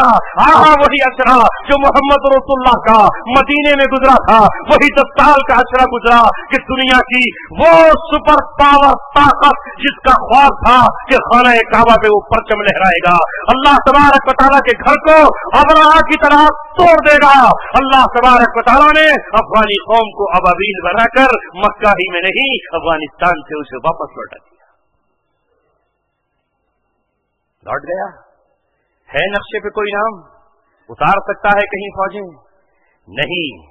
ابلیس مایوس ہوا، میری فوج نے شکست کھا لی، میری فوج شکست سے دوچار ہوئی. لہذا اس نے پھر ایک اور سپر پاور کو اٹھایا جس کی پشت پر یہودی ہے، جو بظاہر عیسائیت کا چہرہ ہے، یعنی امریکہ کی فوج. اقوام متحدہ کا جھنڈا ہے. اقوام متحدہ کا مطلب دنیا کی تمام قومیں اس کے ساتھ ہیں، یہاں تک کہ مسلمان منافق حکمران بھی ان کے ساتھ ہیں. جنہوں نے 1945 میں سجدہ کیا تھا وہ ان کے ساتھ ہیں. یہ اقوام متحدہ کا پورا لشکر پھر اسلام سے نبردآزما ہوا. 1999 میں یہ منصوبہ بنا کہ ساری دنیا سے اسلام ختم کر دیں گے. اسلام کو ختم کرنے کے لیے لفظ اسلام استعمال نہیں کیا جائے گا، لفظ استعمال کیا جائے گا کہ دہشت گردوں کو ختم کریں گے، دہشت گرد سوسائٹیوں کو ختم کریں گے، دہشت گرد کنٹریز کو ختم کریں گے، دہشت گرد معاشروں کو ختم کریں گے، دہشت گرد افراد اور شخصیات کو ختم کریں گے. 99 میں یہ منصوبہ بنا. 1 سال کے انتظار کے بعد جب نئی صدی آئی اور 21ویں صدی کا پہلا سال آیا اور پہلے سال کا جب مہینہ اکتوبر آیا تو پوری دنیا کے ان لوگوں نے عالم اسلام پر دعویٰ بول دیا اور یہ کہا کہ اب ہم اس صدی میں راج کر کے رہیں گے، پورا راج ہمارا ہوگا، ہم کسی کو پنپنے نہیں دیں گے. دیکھتے ہی دیکھتے ساری دنیا کے چینل اور میڈیا اور اخبارات، پرنٹ میڈیا، الیکٹرانک میڈیا کے نشانے پر کون تھا؟ وہ مسلمان تھا جس کے سر پہ ٹوپی، وہ مسلمان تھا جس کے چہرے پر داڑھی، وہ مسلمان تھا کا بچہ تھا جو مدرسے میں قرآن پڑھتا تھا. انہیں تباہ کرنے کے لیے یہ دنیا اکٹھی ہوئی، افغانستان میں داخل ہوئے. اس سے چین نہیں آیا تو عراق کی سرزمین پہ چڑھ دوڑے کہ عراق سے اسلام کا خاتمہ کر دیں گے. یہ وہ ملک ہے جس کے پاس ہتھیار ہے، یہ وہ ملک ہے جو اسرائیل کی طرف بڑھ سکتا ہے.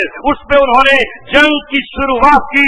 الحمدللہ امت گھبرائی ہوئی تھی، وہ سمجھتی تھی کہ ہم فنا ہو جائیں گے، لیکن بقا کی فنا کی تہ میں بقا کا راز مضمر ہے. جنہیں مرنا نہیں آتا انہیں جینا نہیں آتا. امت مسلمہ نے اس 13 سال میں اسلام کے پرچم کو بلند کر دیا اور یہ بتا دیا کہ رسول اللہ کا فرمان سچا ہے، الاسلام یالو ولا یالا. اسلام بلند ہونے کے لیے آیا ہے، جھکنے اور دبنے اور لچنے کے لیے نہیں آیا.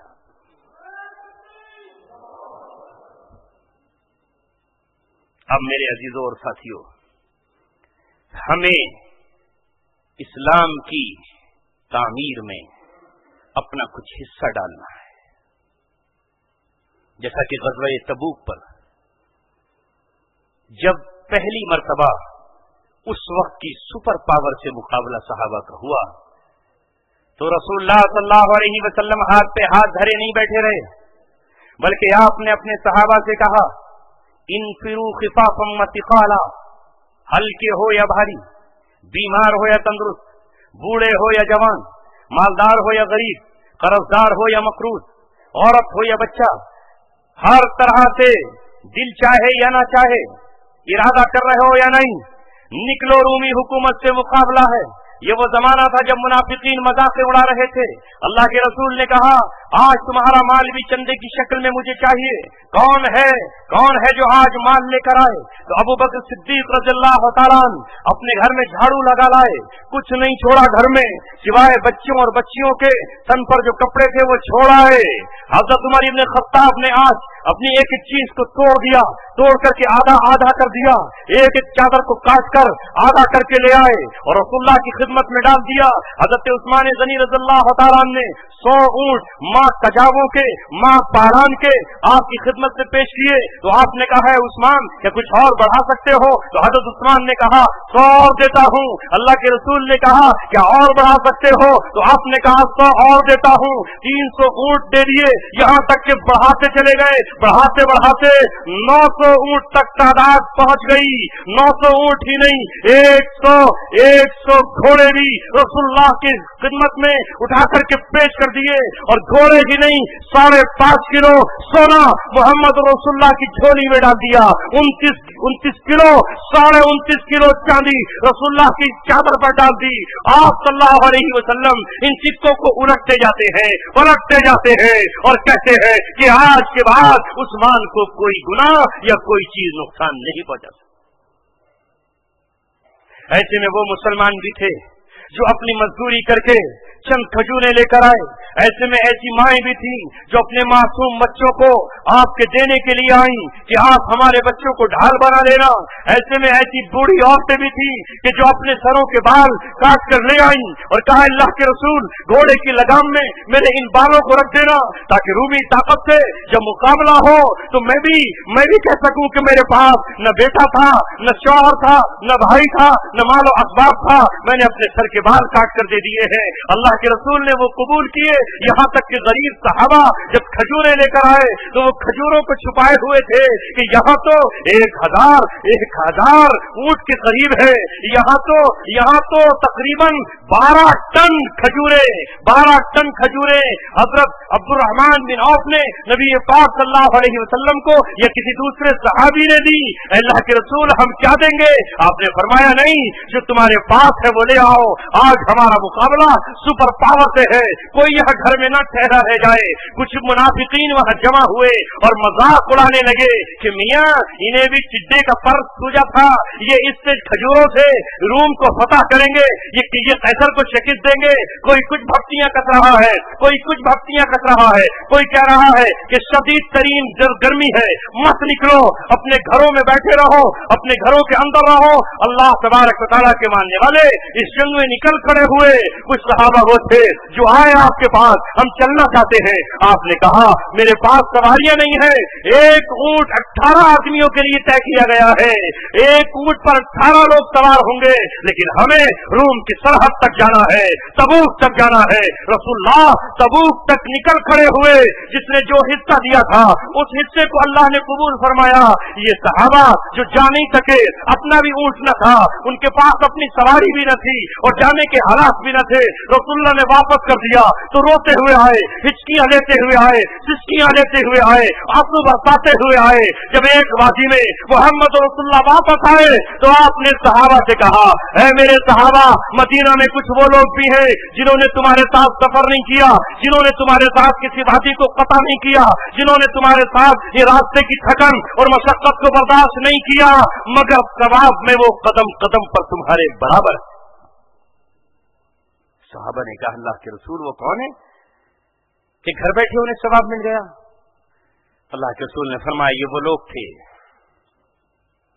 جنہیں میں سواری نہیں دے سکا، غریب تھے، आना चाहते थे, जब मैंने वापस किया तो रोते हुए गए। ये वो मुनाफिक नहीं थे कि जो बहाने बनाकर इजाजत लेने के लिए आए, वो तो मुनाफिक करार पाए। उनको अल्लाह ताला ने रज़ी अल्लाहु अन्हु का खिताब दिया। लिहाजा मेरे नौजवान दोस्तों, आज रूए जमीन पर अकीदे की जंग है, ईमान और कुफ्र के बीच जंग है। मरहला तेल और जमीन के टुकड़ों का नहीं है, सिर्फ इस्लाम और अकीदे का मसला है। और इस्लाम के खिलाफ सारी दुनिया की ताकतें मुत्तहिद और मुत्तफिक हो गई हैं और इकट्ठी हो गई हैं। आखिरी झटका है बिल्कुल उसी तरह कि जिस तरह ग़ज़वा-ए अहज़ाब में था, वो इकट्ठे होकर गए थे कि मदीना से सहाबा को बाहर नहीं निकलने देंगे। इन हालात में सहाबा ने जमीन पे खंदकें खोदी, पहाड़ों के सीने चीर डाले और मोहम्मद रसूलुल्लाह ने पेट पर पत्थर बांधकर इस्लामिक स्टेट की, इस्लामी मुल्क की, इस्लामी सल्तनत की एक एक बारिश की हिफाजत की और खुद कुदाल लेकर पहाड़ों की चट्टानों को तोड़ डाला। पानी जमीन से निकल आया और मोर्चों पर सहाबा को बिठा दिया। कुफ्र की ताकत टूट गई। आज भी तमाम ताकतें सिर्फ और सिर्फ इस्लाम को मिटाने के लिए उठ खड़ी हुई है।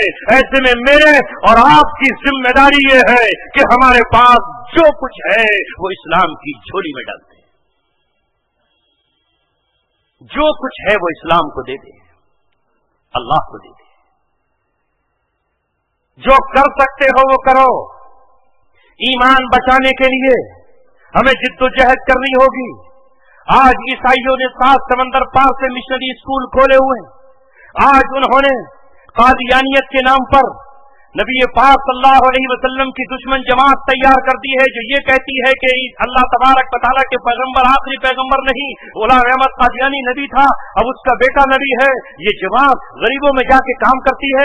कहीं बोरवेल नहीं होते कुएं तो वहां कुआं खुदवाती है, कहीं अस्पताल नहीं होते तो वहां अस्पताल बनवाती है, कहीं पर स्कूल नहीं होता तो वहां स्कूल कायम करती है।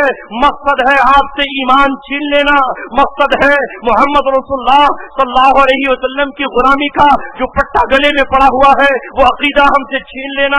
लिहाजा आज कितने शहर ऐसे हैं जहां कादियानी खुलेआम घूम रहे हैं। अल्लाह ताला ने आज मुसलमानों को दौलत दी है। वो जमाना भूल जाओ, कल हमारे बाप दादा सड़े हुए फल खाया करते थे, कल हमारे बाप दादा छप्परों के मकान में रहा करते थे, कल हमारे बाप दादा पैदल सफर किया करते थे।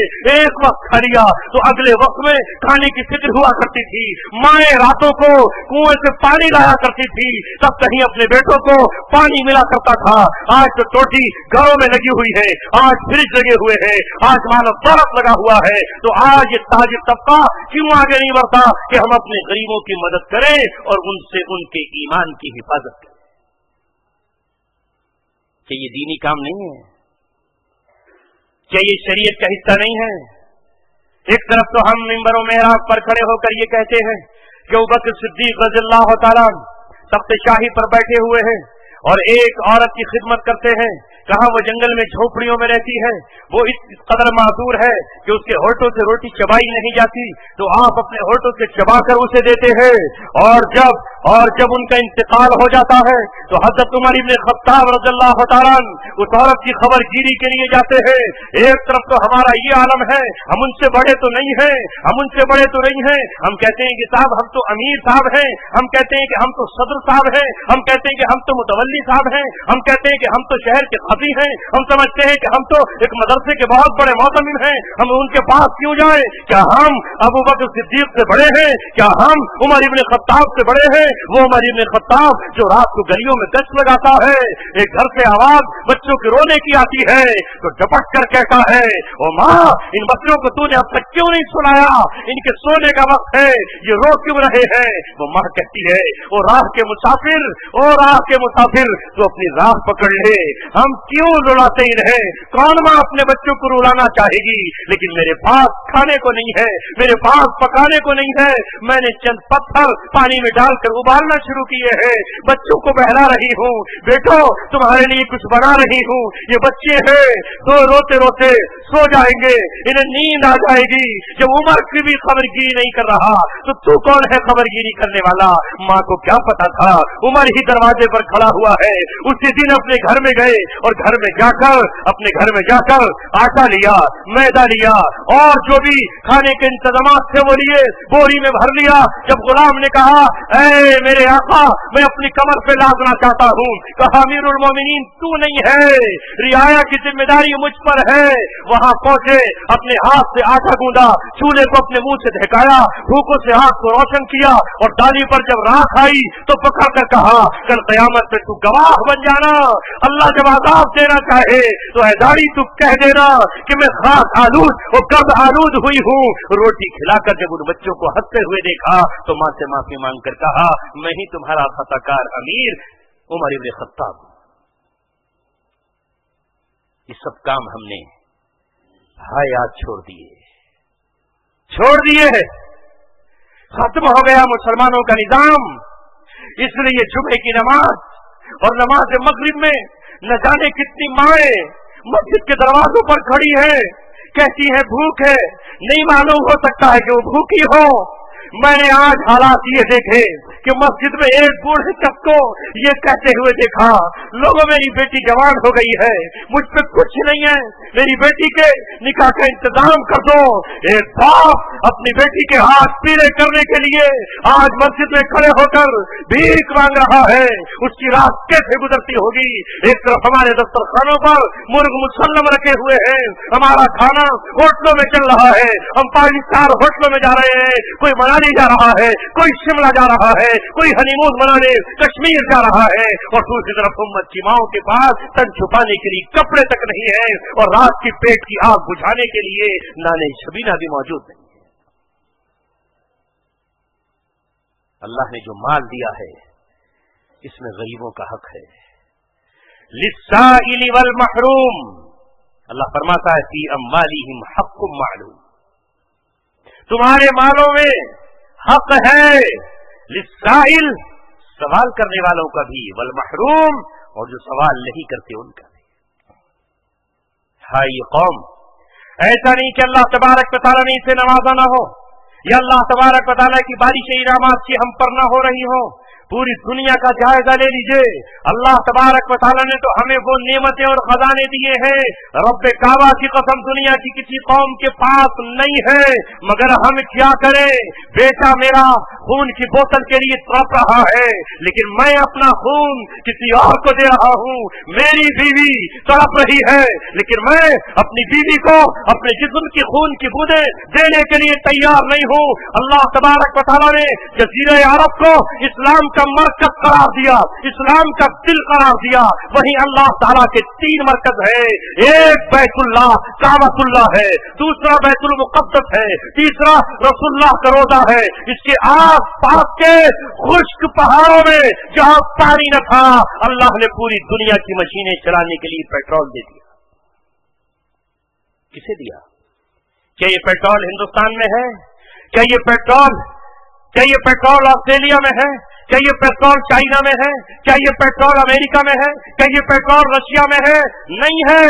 अगर किसी को अल्लाह ताला ने वो दिया है जिसके दम से रोशनियां जगमगा रही हैं, जिसके दम से एटमी रिएक्टर चल रहे हैं, जिनके दम से दुश्मनों की फौजों के अपाची हेलीकॉप्टर और बीबमबार तैयारे दौड़ रहे हैं, वो किसका खून है, वो किसका लहू है, वो किसकी अमानत है, वो किसका खजाना है, वो किसके लिए है? वो उम्मत मुस्लिमा के लिए है। उसकी कंज की जो ज़कात है वो ज़कात किसे जाना चाहिए, उसका जो हिस्सा है वो किसको पहुंचना चाहिए।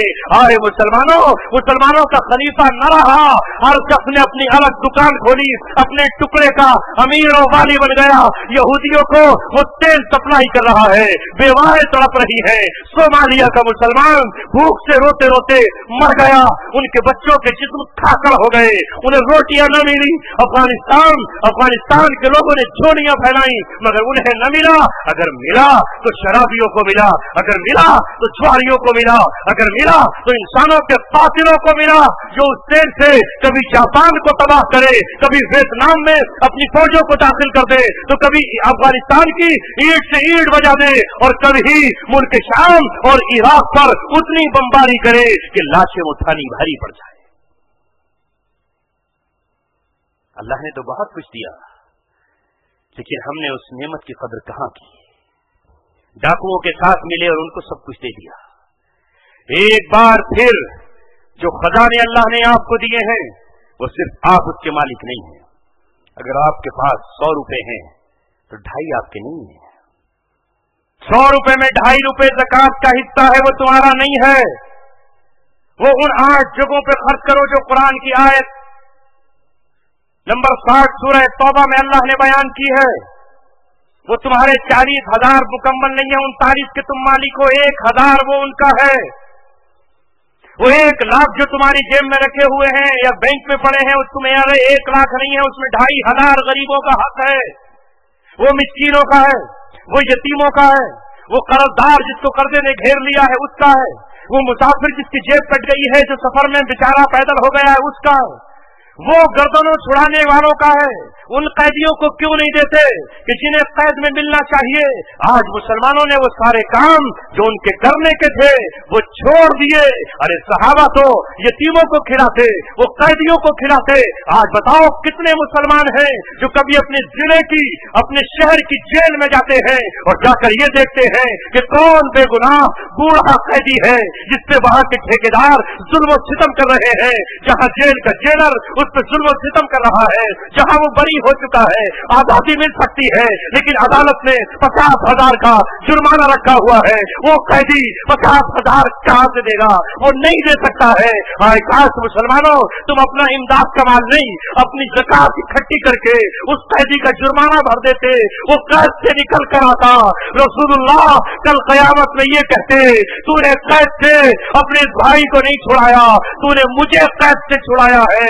रसूलुल्लाह फरमाते हैं, जिसने किसी कैदी को आजाद कराया उसने उसे आजाद नहीं कराया, गोया कि मुझे आजाद करा। फुक्कुल आनी हदीस है रसूलुल्लाह की, फुक्कुल आनी, कैदियों को आजादी दिला दो, कैदियों की गर्दनें छोड़ा दो। हमने पूछा दिल्ली की तिहाड़ जेल में कितने कैदी हैं? अभी मेरे सामने एक साहब एक फरमाइश लेकर आए, मुफ्ती साहब कुछ लोग वो हैं जिनकी सजा पूरी हो रही है, वो जेल के अंदर बंद है, वो हमारे इस्लामी भाई है, लेकिन उन तक उन जुर्माना कौन भरे? क्या आपके पास कुछ लोग हैं जो उनका जुर्माना भर सकते हैं? वो निकल कर आए तो उनमें कोई मस्जिद का इमाम है, कोई आलिम दीन है, उन पर झूठे इल्जामात लगाकर उन्हें बंद कर दिया गया है आपके पास कोई? मैंने उनसे कहा माफ फरमाइए, मैं अपने मदरसे की बात रखूं तो रसीद कटाने लोग तैयार हैं, मैं अपने मकसद की बात रखूं तो लोग देने के लिए तैयार हैं, मैं मस्जिद की इमारत की बात करूं तो करोड़ों रुपए मुझे देने के लिए तैयार है, मैं अपने रूम और कमरे की बात करूं तो देने के लिए तैयार है, लेकिन अगर मैं ये कहूं कि मैं कैदियों का जुर्माना भरूंगा तो मुझे कोई देने तैयार नहीं। ये काम किसके हैं? ये हमारे हैं, ये हमारे काम हैं। ये हम आज गुलाम तो नहीं हैं, लेकिन कैदियों की गर्दन छुड़ाए, मकरूजों के कर्ज अदा करते हैं। हाय कितने लोग हैं, हमने ये काम शुरू किया तो पता चलता है कि कितने गरीब लोग हैं, कितने गरीब लोग हैं।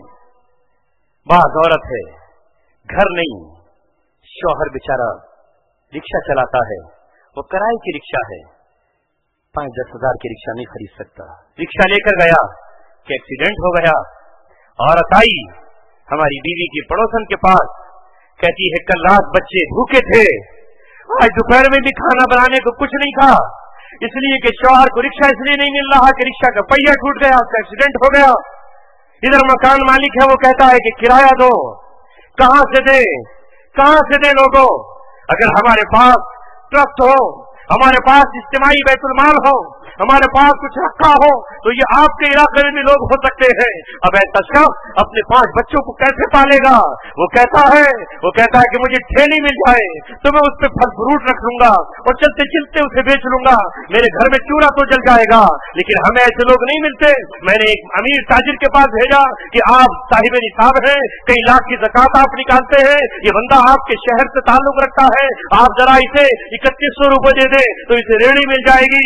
उन साहब हालांकि वो काफी दरिया दिल है, मगर कहने लगे पहले मैं शहर में आपकी तहकीक करूंगा।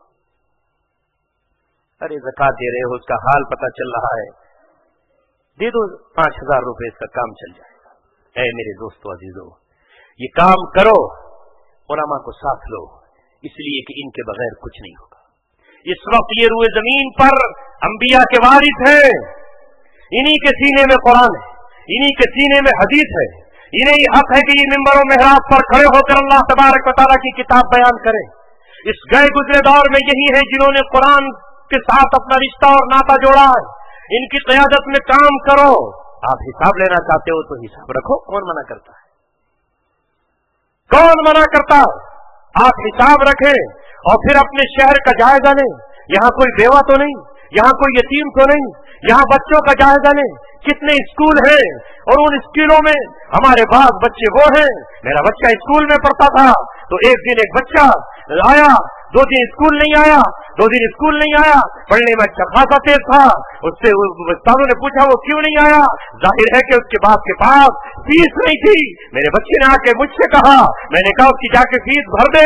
वो काफी दिनों तक अकेली जर्सी पहन के आता रहा और उसके पास नई ड्रेस नहीं थी।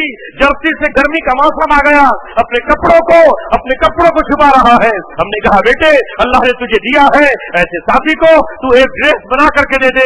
ऐसे कितने होंगे कि जो फीस नहीं भर सकते? अगर उम्मत के एक बेटे को आपने तैयार कर लिया तो अल्लाह तबारक व तआला उससे सैकड़ों तैयार करेगा। अगर आप आलिम बना सकते हो तो आलिम बनाओ। मैं खाली ये नहीं कह रहा कि आलिम ही बनाओ, उम्मत को डॉक्टरों की भी जरूरत है, उम्मत को इंजीनियरों की भी जरूरत है। एक डॉक्टर अगर किसी का बच्चा बन जाए और उसे अपना बचपन याद हो तो वो सैकड़ों उलमा की खिदमत डॉक्टर बन के भी कर सकता है। छांटो कौन बच्चा फर्स्ट आने वाला है, वो कहां एजुकेशन ले सकता है। उसके माँ बाप के पास 50-60 हजार रुपए नहीं है। आप 4 लोग मिलकर 60 हजार का इंतजाम कर सकते हो। चाहे आपके लिए 15 हजार रुपए, कुछ नहीं दे रहे आप, उनका हक उन्हें दे रहे हो। उसकी ट्यूशन लग जाएगी, उसकी जिंदगी और लाइफ बन जाएगी। वो कल कौम और मिल्लत और पूरी इंसानियत की खिदमत करेगा। ये काम जो हमारे थे हमने इनसे बहाना बनाया, रात दिन हमें एक दूसरे की टांगे खींचने की फिक्र लगी। लड़ भी रहे तो रसूलुल्लाह के नाम पर अल्लाह माफ फरमाए। वो कहते हैं आप सुन्नत के पाबंद नहीं, आप कहते हैं आप सुन्नत के पाबंद नहीं। बुनियाद भी अल्लाह के रसूल को बना दिया जो लड़ने और लड़ाने के लिए नहीं आए। लड़ भी किसकी मोहब्बत में है? अल्लाह के रसूल की। यही तो है बुनियाद भी अल्लाह तबारक व तआला के रसूल की जात को बना लिया। कोई कहता है कि मियां तुमने जोर से आमीन क्यों नहीं पढ़ी, लिहाजा मैं आज से तुमसे बात नहीं कर सकता। और आप कहते हो तूने जोर से आमीन क्यों पढ़ी, तू मेरा नहीं मैं तेरा नहीं। दोनों किस पे लड़ रहे हैं? वो कहता अल्लाह के रसूल से जोर से आमीन साबित है, आप कहते हैं कि आहिस्ता साबित है। तो दोनों उसके पास दलील है। दोनों ही रसूल के आशिक, दोनों ही मोहम्मद रसूलुल्लाह के आशिक। एक कहता है कि मैं तो टांगे चीर के खड़ा हूंगा साहब, टखनों से टखना मिलाऊंगा, पंजे से पंजा मिलाऊंगा। आप कहते हो नहीं मैं तो नहीं इतना फैला सकता अपने पैर, मैं तो 4 अंगल का फासला रखूंगा। दोनों लड़ रहे हैं कि नहीं? लड़ रहे हैं। ये लड़ाई छोड़ो, मुत्तहिद हो जाओ। क्या इस चिराग में कभी आपने एक दूसरे को लड़ते हुए देखा? ये दोनों माइक लड़ रहे हैं कि तू आवाज क्यों खींच रहा, मैं खींचूंगा, खाली सारा सवाब तू नहीं कमा लिया। ये रोशनी दूसरी रोशनी से लड़ रही है कि तू क्यों जल रही है, मुझे अकेले को जलने दे, तू क्यों जल रही है। जितने चिराग जलेंगे उतनी ही रोशनी होगी। और बड़े हॉल को रोशन करने के लिए अकेला चमचमाता चिराग काफी नहीं है। इस वक्त पूरी दुनिया पर कुफ्र का, शिर्क का, बातिल का, दज्जाल का, निजाम बातिल का दौर है। अकेला कोई एक जमात उस अंधेरे से नहीं लड़ सकती। सबको रोशन होना होगा, सबको चमकना होगा। जिस तरह अंधेरी रात में सारे जुगनू जगमगाते हैं तो पेड़ पे रोशनी नजर आती है। अंधेरी रात से लड़ने के लिए एक सितारा काफी नहीं होगा।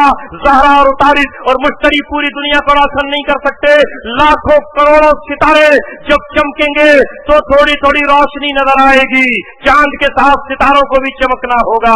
ये तो आफताब और महताब सूरज है कि जिसके होते हुए दूसरों की जरूरत पेश नहीं आती। ये तो नबूवत और रिसालत होती है कि उसके होते हुए दूसरों की जरूरत पेश नहीं आती। जब तक रसूल नहीं आ रहे हजरत ईसा, और जब तक इमाम मेहदी नहीं आ रहे, तब तक तो मुझे आपको जलना और बुझना है। ये मत कहो तुम क्यों कर रहे हो, मुझे ही सब कुछ करने दो। तुम सब कुछ नहीं कर सकते, तुम सब कुछ अकेले नहीं कर सकते। मुअज्जिन साहब अपनी जिम्मेदारी निभा रहे हैं तो इमाम साहब अपना काम कर रहे हैं। मगर आज लोग कहते हैं कि नहीं, सब काम इमाम साहब को ही करने चाहिए, सफ़े भी ये बिछाएं, अजान भी ये दें, तो तकबीर भी तो उनसे पढ़वाया करो ना। तकबीर क्यों नहीं पढ़वाते उनसे?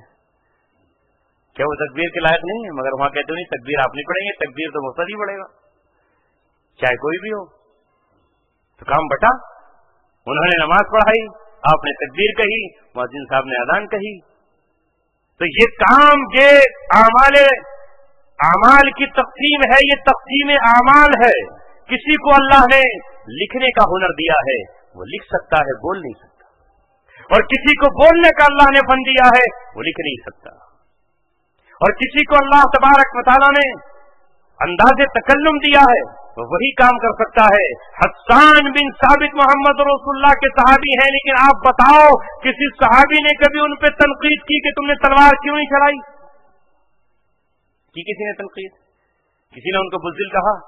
किसी ने उनको कायर कहा? नहीं कहा।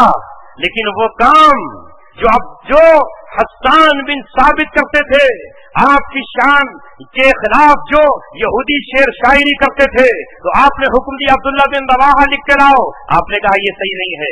आप दूसरे लिख करके लाए, मुआज़ बिन जबल, आपने कहा तुम भी नहीं लिख कर लाए।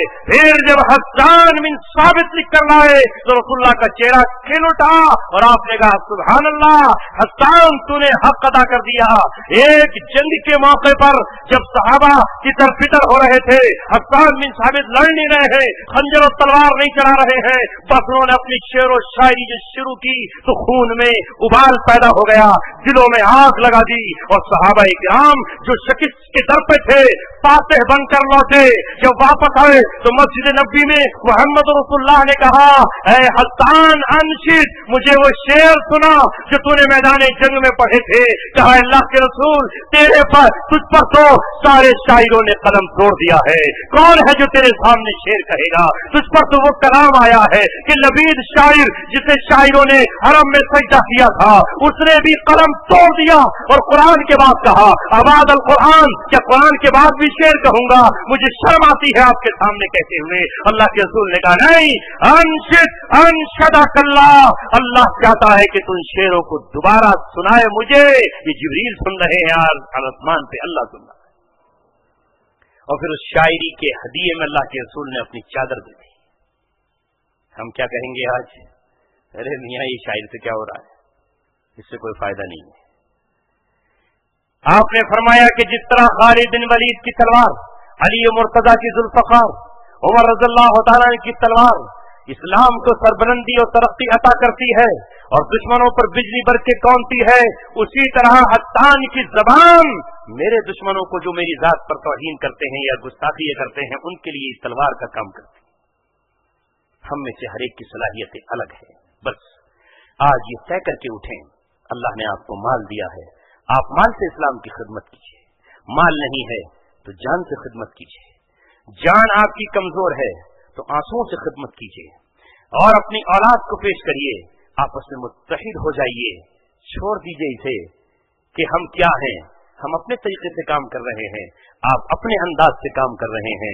लिहाजा आप सबकी मंजिल अगर एक है तो हम में कोई इख्तिलाफ नहीं है। देखिए अराफात में हर हाजी 9 तारीख को जमा होता है। एक रास्ते से आते हैं या कई रास्तों से आते हैं? कई रास्तों से आते हैं।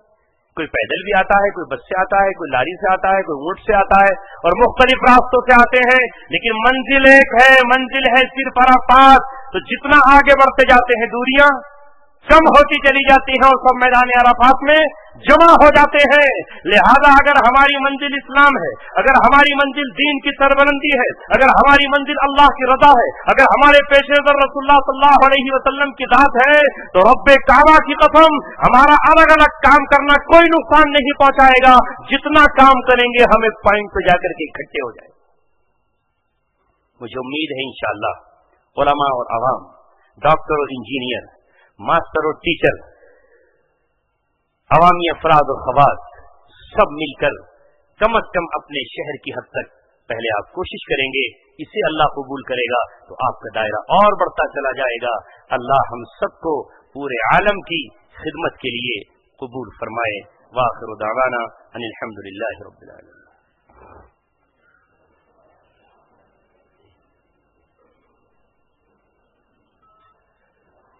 اللهم صل على محمد وعلى آل محمد كما صليت على إبراهيم وعلى آل إبراهيم إنك حميد مجيد. ربنا ظلمنا أنفسنا وإن لم تغفر لنا وترحمنا لنكونن من الخاسرين. لا إله إلا أنت سبحانك إني كنت من الظالمين. اے اللہ ہمارے گناہوں کو معاف فرما اور ہماری خطاؤں کو درگزر فرما.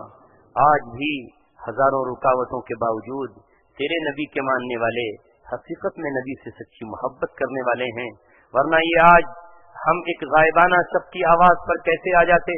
اے اللہ انہیں نہ ہمارا گھر پتہ، نہ ہمارا در پتہ، نہ نام اور نسب پتہ، نہ قوم اور قبیلہ پتہ، صرف اتنا معلوم ہے کہ ہم عالم ہیں اور یہ عالم کو سمجھتے ہیں کہ یہ انبیاء کے وارث ہیں. اس ایک آواز پر اے مولا یہ دوڑ کر آئے، تڑپ کر آئے، لپک کر آئے، دین کی نصرت کے لیے آئے. اے مولا ان سب کے آنے کو قبول فرما لے، ان کے ایک ایک عمل کو دین اسلام کی تقویت کا ذریعہ بنا دے. ان میں سے ہر ایک کے مال کو اپنے دین کے لیے قبول فرما لے. ان میں سے ہر ایک کی اولاد کو دین کا داعی، اسلام کا سپاہی اور اسلام کا ہیرو بنا دے. ہم میں سے ہر ایک کی مشکل کو آسان فرما دے. اے مولا بے روزگاروں کو روزگار عطا فرما دے. کتنے نوجوان ہمارے ایسے ہیں جن کی آنکھوں میں آنسو ہیں، جن کے دلوں پر پزمدگی ہے، جن کی پیشانیوں پر اے مولا مایوسیوں کے نشان پڑے ہوئے ہیں، روزگار نہیں ملتے. اے مولا ان کو روزگار عطا فرما دے. اے اللہ دنیا پر کفر و شرک کا بہت زمانے سے راج ہو چکا، اب تو مولا کریم اسلام کو غلبہ اور قوت عطا فرما دے. زمین پر ظالموں کی اور قاتلوں کی بہت زمانے سے حکومت چل رہی ہے، ہو چکی. اے مولا اب تو اسلام پسندوں کو لکھنے کی طاقت والا قلم اور انصاف والی عدالت نصیب فرما دے. اے رب کعبہ یہ امت تیرے نبی کی امت ہے، گرچہ گئی گزری ہے لیکن پھر بھی بنی اسرائیل سے گئی گزری نہیں ہے. آج بھی طوافوں کا سلسلہ جاری ہے، آج بھی حج کا سلسلہ جاری ہے، آج بھی تیرے دین کے نام پر قربانیاں دینے کا جذبہ موجود ہے، جانی قربانی ہو یا مالی. اے مولا بصرہ سے لے کے کوفہ تک اور ساری دنیا کے مختلف ملکوں اور شہروں اور خطوں تک یہ امت مال، جان، خون، پسینہ سب چیزوں کی قربانیاں دے رہی ہے. اے مولا اس امت کی اجتماعی قربانیوں کے صدقے میں اجتماعی گناہوں کو معاف فرما دے. اے اللہ اس امت میں اگر ریاکار ہیں، اس امت میں اگر منافق ہیں، اس امت میں اگر تیرے دشمنوں سے ساز باز کرنے والے موجود ہیں تو اس امت کے مخلصین بھی موجود ہیں. اے اللہ قدم قدم پہ جانوں کے نذرانے پیش کرنے والے بھی موجود ہیں، متاع عزیز اور متاع زندگی کو تیرے دین کے لیے نچھاور کرنے والے موجود ہیں. اے مولا ان کو صرف نظر کرتے ہوئے امت کے ان جگر گوشوں کو قبول فرما جنہوں نے تیرے جھنڈوں کو بلند کیا ہے اور تیرے پرچم کو فضاؤں میں لہرایا ہے. اے مولا ہمیں قبول فرما لے، ہمیں قبول فرما. ہمارے آبا و اجداد کی طرح ہمیں بھی ہمتیں، جرأتیں، حوصلے اور فتح مندیاں نصیب فرما. اے مولا کریم اس مجمع میں کوئی اگر مفروض ہو تو قرضوں کی شکلیں غیب سے ادا کرنے کی پیدا فرما. اے مولا اگر کسی کے گھر میں بیٹی یا بیٹا یا کوئی عزیز بیمار ہو تو صحت کامل اور شفاء کلی نصیب فرما. اے مولا اگر کسی کے گھر میں کوئی تکلیف ہو، ماں اور باپ بیمار ہو تو ان کو صحت کامل نصیب فرما.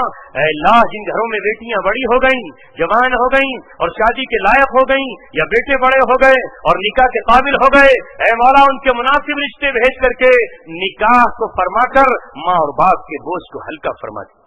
ہم سے جس نے بھی دعا کے لیے کہا، جس نے آرزو رکھی، جس نے تمنا ظاہر کی، اے مولا اس کی دعا کو اپنے حبیب کے صدقے میں قبول فرما. اس گاؤں کو، اس بستی کو، آس پاس کے علاقے کو اے اللہ اسلام کے نور سے منور فرما. یہاں پہلے ہی سے تو نے تقریباً 44 سال سے یہاں ایک دین کی شکل میں، دینی ادارے کی شکل میں حضرت مولانا عبدالصمد صاحب کی قیادت میں جو ایران سے ہجرت کر کے آئے اور ڈاویل سے پڑھ کر آئے، ان کے ذریعے یہاں علم کے چراغ روشن کیے، جنہوں نے کفالت کی اس امت کی، جنہوں نے امت کو حافظ دیے، امت کو قاری دیے، امت کو رونے والے راتوں کے تہجد گزار دیے، جنہوں نے کلمہ اور نماز صحیح کرائی، دینی قیادت کا پرچم اٹھایا. آج ان کی تیسری نسل دین کو چھامے ہوئے ہے.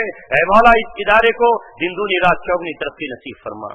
اور اسی طرح طرح کے اور مثالی ادارے ہر شہر ہر قریے میں اے اللہ قائم کرنے کی امت کو توفیق مرحمت فرما۔ آج ان سب نے ارادے کیے ہیں کہ یہ اپنے مال سے بیواؤں کی کفالت کریں گے، یہ یتیموں کی کفالت کریں گے، یہ کمزوروں کی مدد کریں گے، یہ ضعیفوں کو سہارا دیں گے، یہ بیواؤں کے وظیفے جاری کریں گے، یہ یتیموں کو نوازیں گے، یہ بچوں کو پڑھائیں گے، کسی کی فیس جمع کریں گے تو کسی مریض کی دوا کی قیمت ادا کر دیں گے۔ اے مولا ان سب کے ارادوں کو قبول فرما۔ یہ جمعیت اور یہ جماعت جو آپس میں دین اور کی خدمت کے لیے گامزن ہے، سب کو شیر و شکر کر کے اے مولا کریم امت کو نفع پہنچا۔ تیرے نبی نے فرمایا کہ سب سے بہترین آدمی وہ ہے جو لوگوں کو زیادہ سے زیادہ نفع پہنچاتا ہو۔ اے مولا ہماری ذات کو لوگوں کے لیے نفع بخش بنا دیجیے، ہم کسی کے لیے ضرر نہ بنے، ہم کسی کے لیے تکلیف دے نہ بنے۔ ہمارے دلوں کو تو جوڑنا چاہے ایک منٹ میں جوڑ دے گا۔ تو نے تو اور تو حضرت جو آپس میں تلواریں چلاتے تھے انہیں ایک کر دیا تھا، تو نے تو عرب کے قبیلوں کو ایک کیا، اور تو نے کہا ما الفت بین قلوبکم، تم نہیں کر سکتے تھے دلوں میں الفت، یہ ہم نے دلوں میں الفت ڈالی ہے۔ اے مولا ہماری تو آپس میں تلواریں بھی نہیں چلی، ہم نے تو آپس میں گالم گلوچ بھی نہیں کیا، ہم نے تو ایک دوسرے کو تھپڑ بھی نہیں مارا، ہمارے پاس تو ہمارے سامنے ہمارے باپ یا بھائی کا قاتل بھی نہیں ہے، پھر ہمارے دل کیوں ٹوٹے ہوئے ہیں، پھر ہمارے دل کیوں بکھرے ہوئے ہیں، پھر ہمارے دلوں میں وسعت کیوں نہیں ہے؟ اے مولا ہمارے دلوں میں وسعت پیدا فرما، ہر بچہ ہمارا اپنا بچہ نظر آئے، ہر یتیم ہمارا اپنا یتیم کہلائے، ہر بیوہ ہماری اپنی ماں بن جائے، ہر کمزور ہمارا اپنا بھائی بن جائے۔ ایسی محبت ہمیں عطا فرما، فرقے بندی سے ہماری حفاظت فرما، گروہ بندی سے ہماری حفاظت فرما، آپس کے تفرقے سے ہماری حفاظت فرما۔ اے مولا جس طرح تو سمندر کے قطروں کو ایک کرتا ہے ہمیں بھی ایک کر دیجئے، جس طرح تو نے ہواؤں کے جھونکوں کو ایک کیا ہوا ہے ہمیں بھی ایک کر دیجئے۔ یہ جو ٹکڑے ہوئے ہیں عالم اسلام کے ان سارے ٹکڑوں کو پرو کر سی کر کے ایک بنا دیجئے، ایک امیر، ایک خلیفہ، ایک کتاب، ایک نبی، ایک قبلہ، ایک کعبہ۔ اے مولا ہم سب کو بھی ایک کر دیجئے، ہماری ان دعاؤں کو اپنے فضل سے قبول فرما۔ سبحان ربک رب العزت عما یصفون وسلام علی المرسلین والحمد للہ۔ مسجد کی نماز 9:40 پر ہوگی، تمام حضرات جلدی وہاں پہنچنے کی کوشش کریں۔